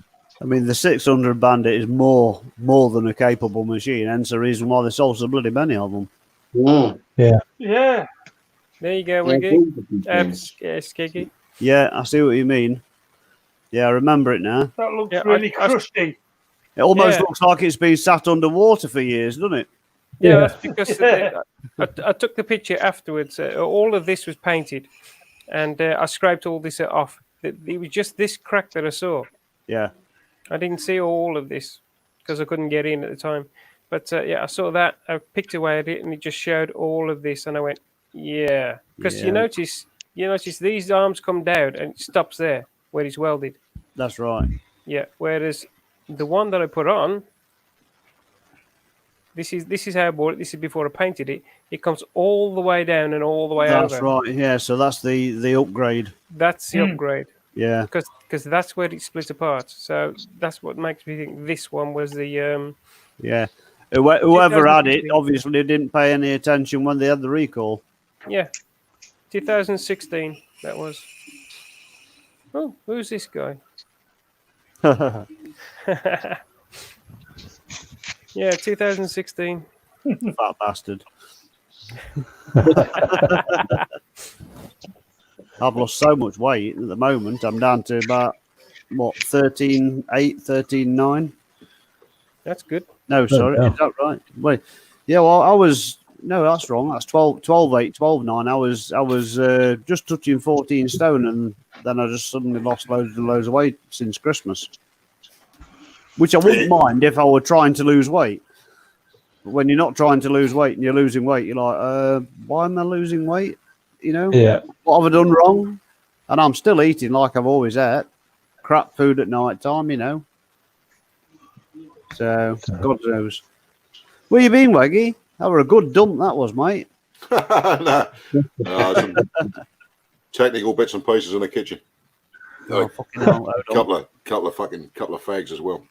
I'll tell you what. Do you remember we done a hangout, right? We had Peds. Do you remember Peds? Yeah. Petsy Bandit. Do you remember Peds? No, yeah, Peds. Yeah, we used to always say got lipstick on. That's a fucking lipstick wearing. Yeah. Do you remember? Do you remember that video where he was in a he took a piss because he looked as if he was in a hospital bed, didn't he? Remember? Yeah. You know what? Yeah, that's what fucking Cole's got, isn't it? Surely. What is it? Yeah. That's a bunk bed, isn't it? Yeah, that's Obviously. a prison bunk bed, though. No, that's in a prison. That is definitely in a prison. I wonder where his wife sleeps. Wonder where his wife sleeps now. Rolf Harris sleeps on the bottom bunk. Fucking Rolf Harris.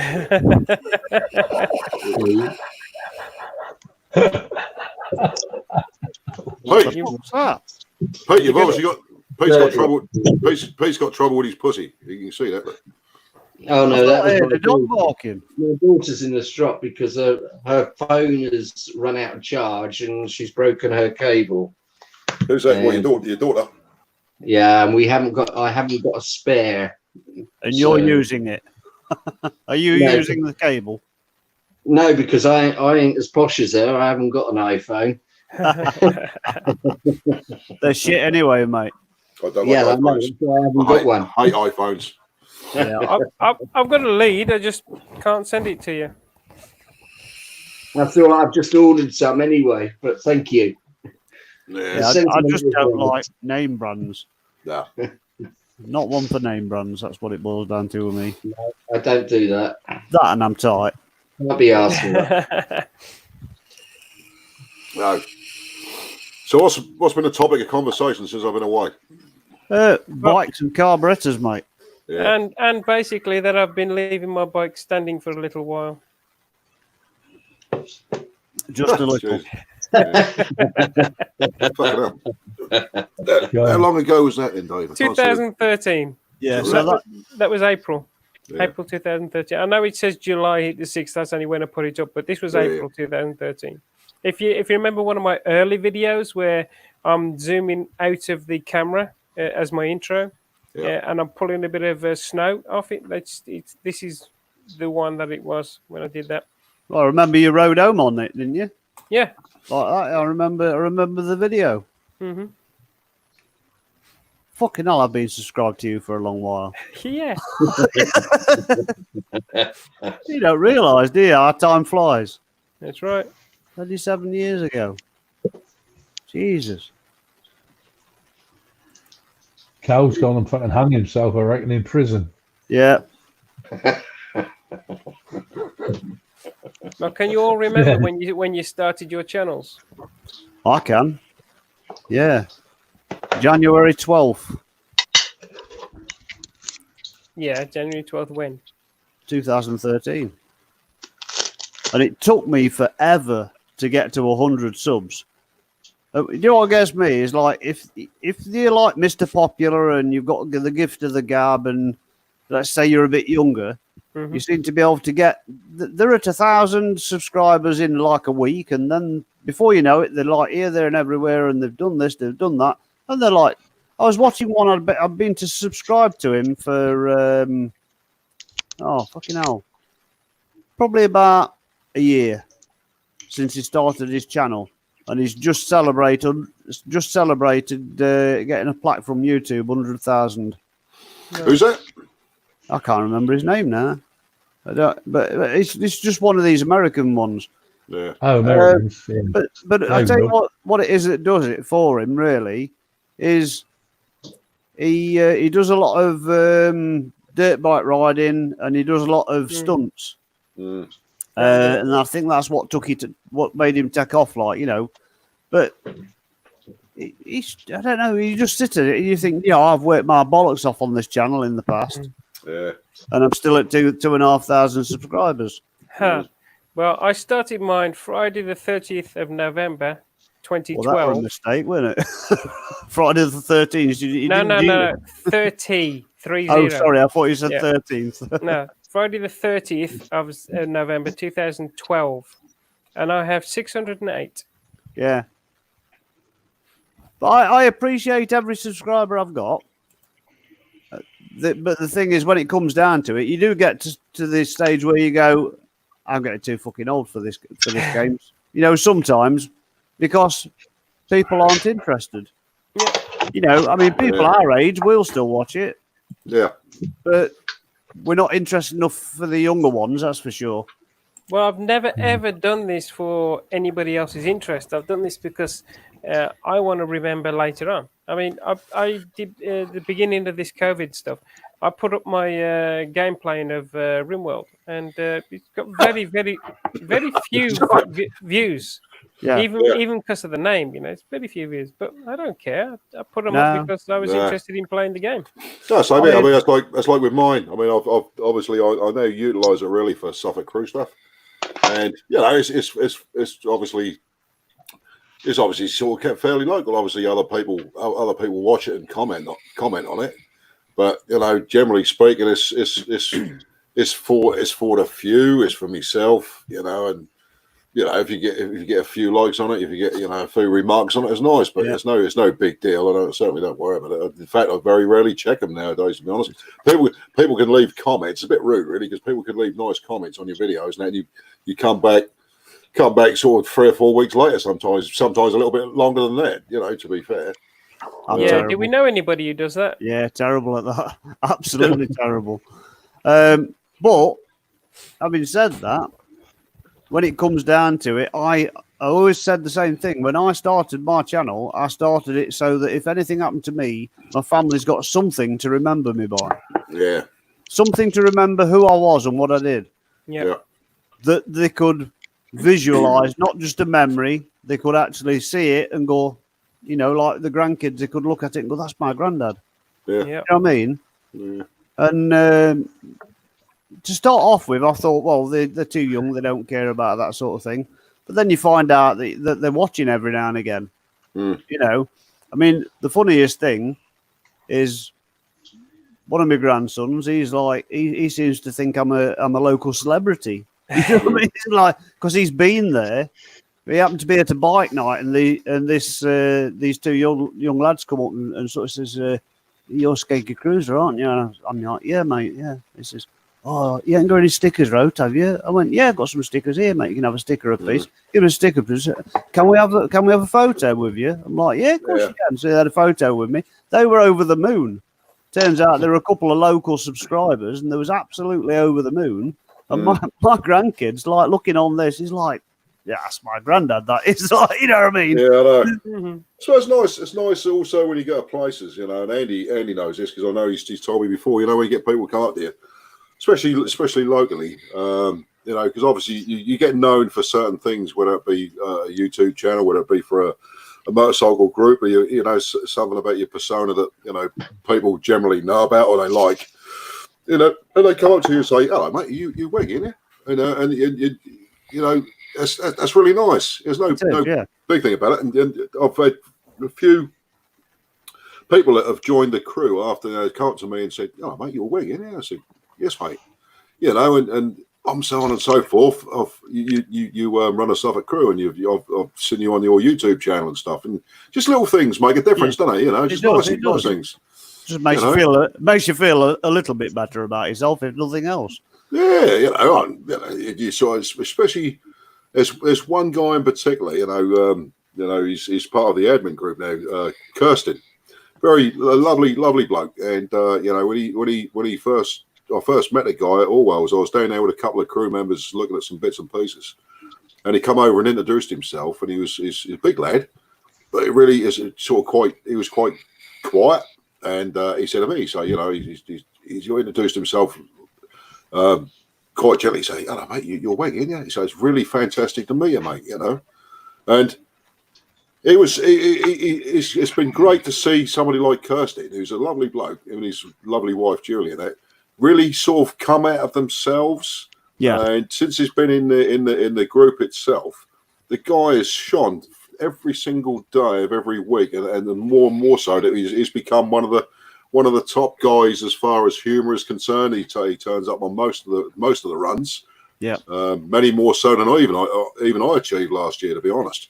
And it's nice to see people like that who have joined something, and the whole persona the whole thing has made them feel good.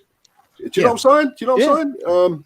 It's like, any run. Say one of yours. You could say, for instance, one of your honey runs, and you introduce somebody who's a mate of yours who's never done it before, and all of a sudden they do it once. They get to meet people that they haven't met before. They love the company, and then they get involved more with YouTube channels. They get more involved in the local motorcycle thing. Yeah, and it just grows from there. And it's nice to see people grow. I find, Yeah, I've got a mate actually who's he's had a go at YouTubing. Yeah. Because of what I do. Yeah. And he sort of says, I mean, I've had a few locals that have said, "Oh, you want to start a little riding group or something called Skeggy's Cruisers, like, and having a laugh." And I'm like, I says, to be quite honest, it's more hassle than I can be arsed with. Yeah. Because I don't mind organising the odd ride out, but but as you know, it's a lot of bloody work. It is, mate. Yeah, I mean, it is. It soaks up a hell of a lot of your time. I mean, so much time, to be honest. And obviously, but part of that is working with a lot of other people. Like the lads and being close mates. With the lads who put the Cop Dog show together. I won't mention names, but there's a few of them. And then you've got other groups. You've got other groups that have grown, say, for instance, from the crew itself.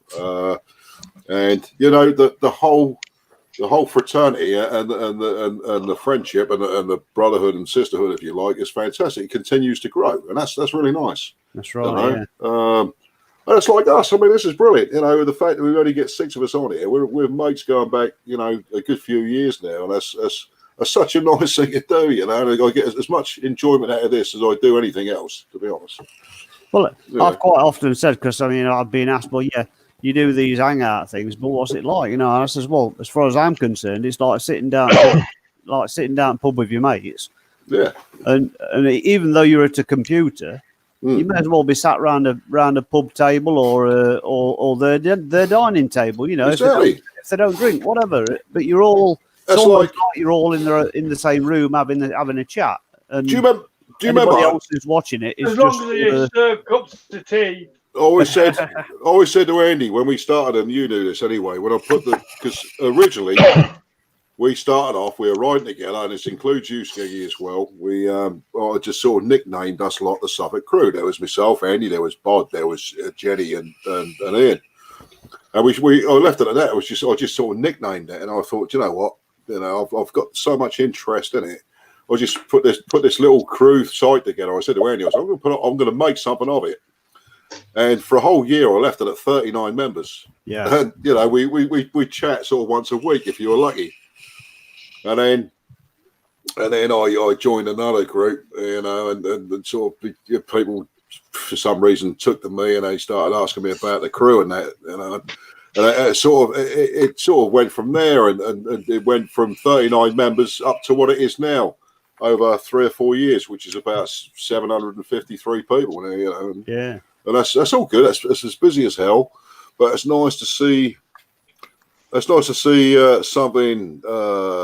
Not so much at the moment. It's just really keeping people's humour at the moment, and getting people through this bullshit. But when it's full bike season and we've got events going up left, right, and centre, which, as you know, there's quite a bit of work involved.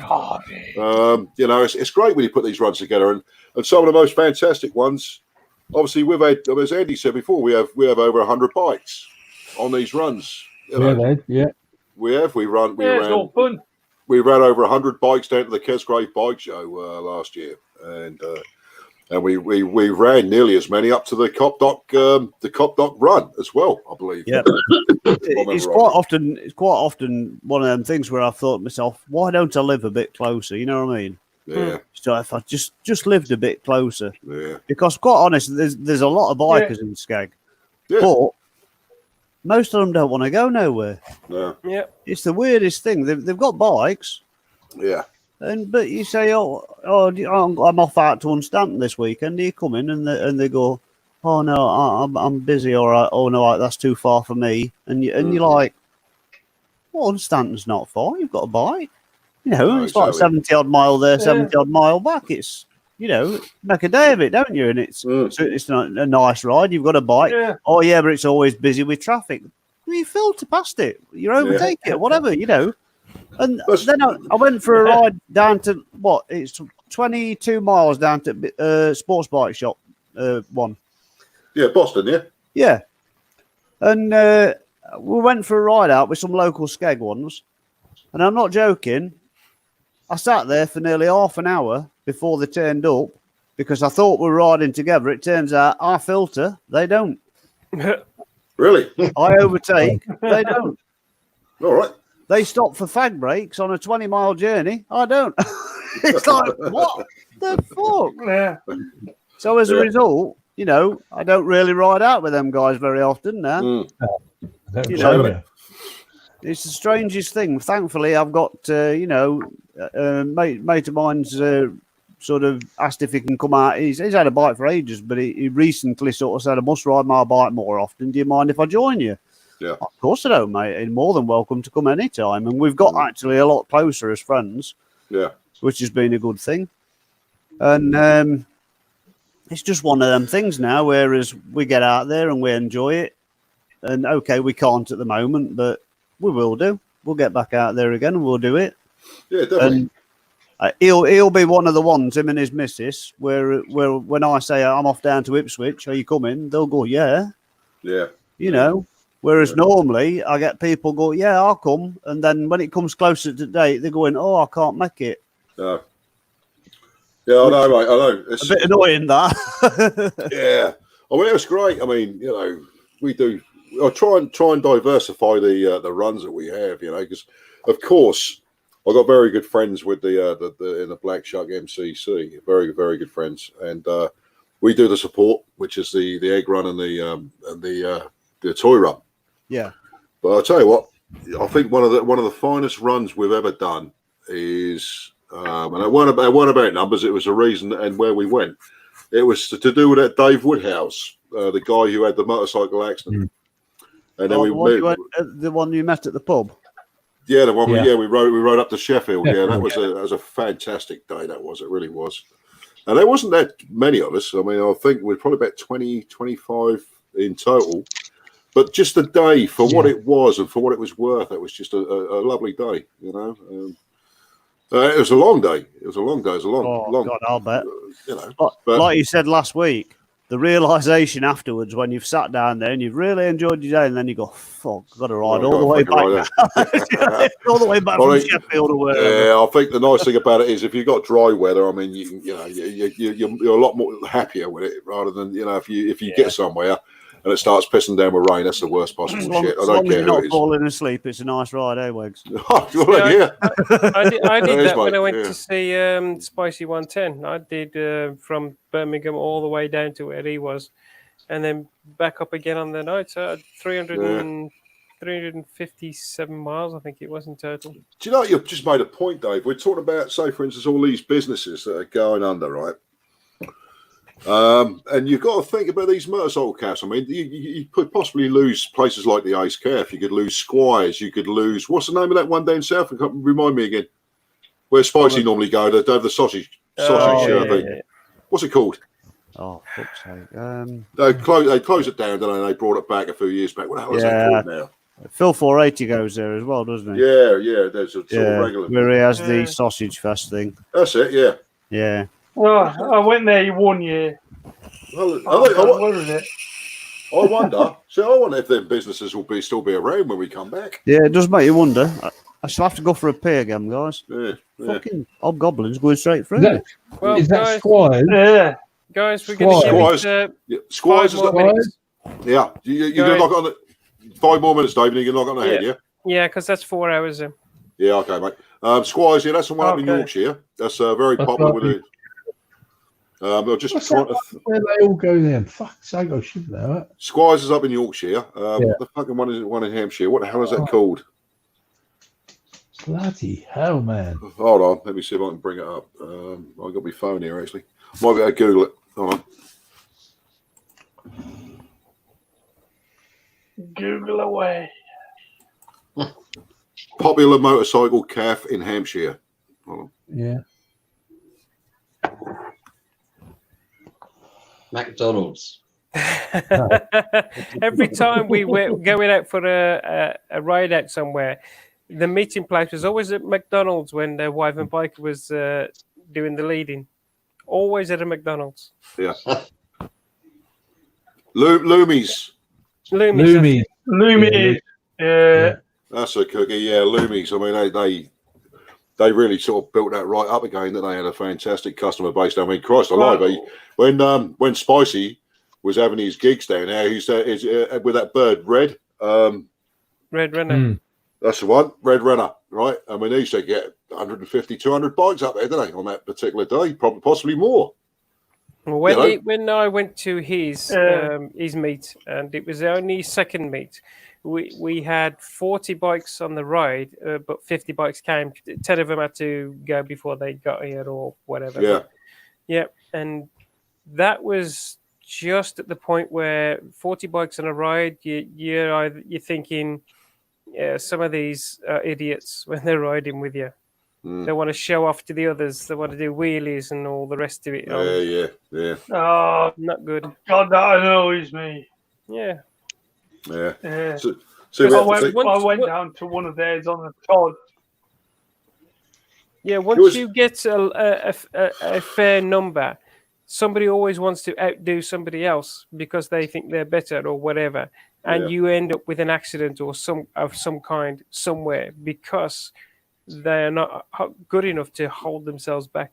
No, we had we've luckily enough we got people ride as long as we're on a crew run, as long as people know the rules, they know the way that we ride a staggered run, and then always you use your common sense when you're coming down to sort of thinner B roads when you got a single lane and all that sort of stuff. Everybody should know how to ride a motorcycle safely, especially in a group. So we do on the motorways. We always stagger the runs, as you know, right? Like most people. But occasionally, not so much on our runs, but we have the Cop Doc runs.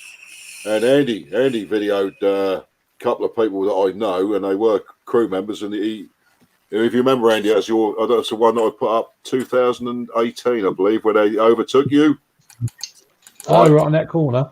On that fucking corner, yeah. I remember that. I know exactly who it was as well. So I watched the video for you. Yeah. Because I knew who it was. And Andy's comment was "fucking idiots."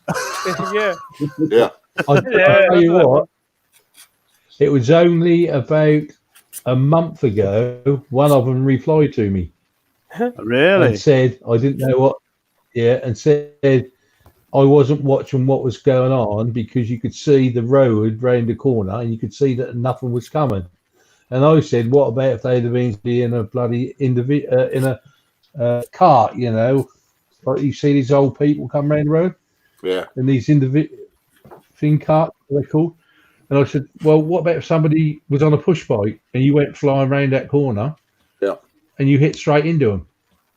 Yeah. But they actually had a little bit of a go at me. Yeah. Yeah, about a month ago. I don't imagine for 1 minute that bothered you too much, Andy. Not in the slightest. I didn't think so. But the trouble is, you see these little kids that like to do that. They think they're invincible, don't they? They think they can just do what they like, and it's it doesn't matter. They don't consider the consequences, which is quite. It's not so much kids though. No, I use the term kids. It can be anybody. It really could be anybody. Some people just go absolutely crazy, and I just don't understand why people do that. Yeah, it could be anybody. Yeah, anybody. Yeah, definitely. Yeah. Well, you look at the. Should be knocking us on the head then, Dave. Yes. Guys, thank you all for coming along today, and thank you, Bobby, for being here as well earlier on. So I thought we'd have some parting words from people to see how you all feel and what you're going to get on with and Yankee during the next Doodle week. Yeah. And Yeah, Chris. Yeah, nice to see Chris. Yeah, I forgot about him. So for Candy, you got any words of wisdom? No, not really. Just hold on to your pants and high winds, mate. That's all. Yeah. Carl Dingbat? Enjoy life and enjoy everything. Our resident person who likes falling over? Don't rub bottoms with a porcupine. That's my tip for the day. Yeah. Skeggy Cruiser? All I can say is enjoy life, enjoy whatever you're doing, but make sure you stay close to your loved ones. And let's face it, this isn't going to be here forever. So when you can, get out of there, ride your ride. Enjoy it. Yeah. And Weggy? Okay. Wise words. What did the leper say to his mother while riding his bike? Look, Mum, no hands. No, seriously, Dave. Oh dear. Seriously, Dave, it's been a fantastic night, mate. Yeah, it's great to see Bobby back. Definitely great to see Chris join us again, because Chris used to join me on the Hangouts with Delboy, but years and years ago. And, yes, I was only watching one of them the other day. Yeah, that was enough. Yeah, I was the first one to get Delboy on a Hangout. Yeah, I remember. Yeah. Yeah. Yeah. You've never been on one before, mate. Really? Yeah. Yeah, good old boy. No, I got him. Christ, let's go. Going back a few years now. I mean, I had a list of about 3 or 4 that I did with Delboy at the time. You know, shame shit has gone its way, but there you go. That's what it is. But anyway, yeah, it's been brilliant. That's great to speak to you guys yet again. You know, and just look forward to next time. And I will say, welcome to the Hangout. I'm hoping we're going to have some fun today, and maybe even somebody from America is going to pop in. So watch us, and we'll see you in a bit. Thanks, everybody. Cheers, Quick, Dave. rewind it. Yeah, No. everybody. Keep safe, everybody. Thank you very much. See you later. It's been a See you later. pleasure. Enjoy. Yeah.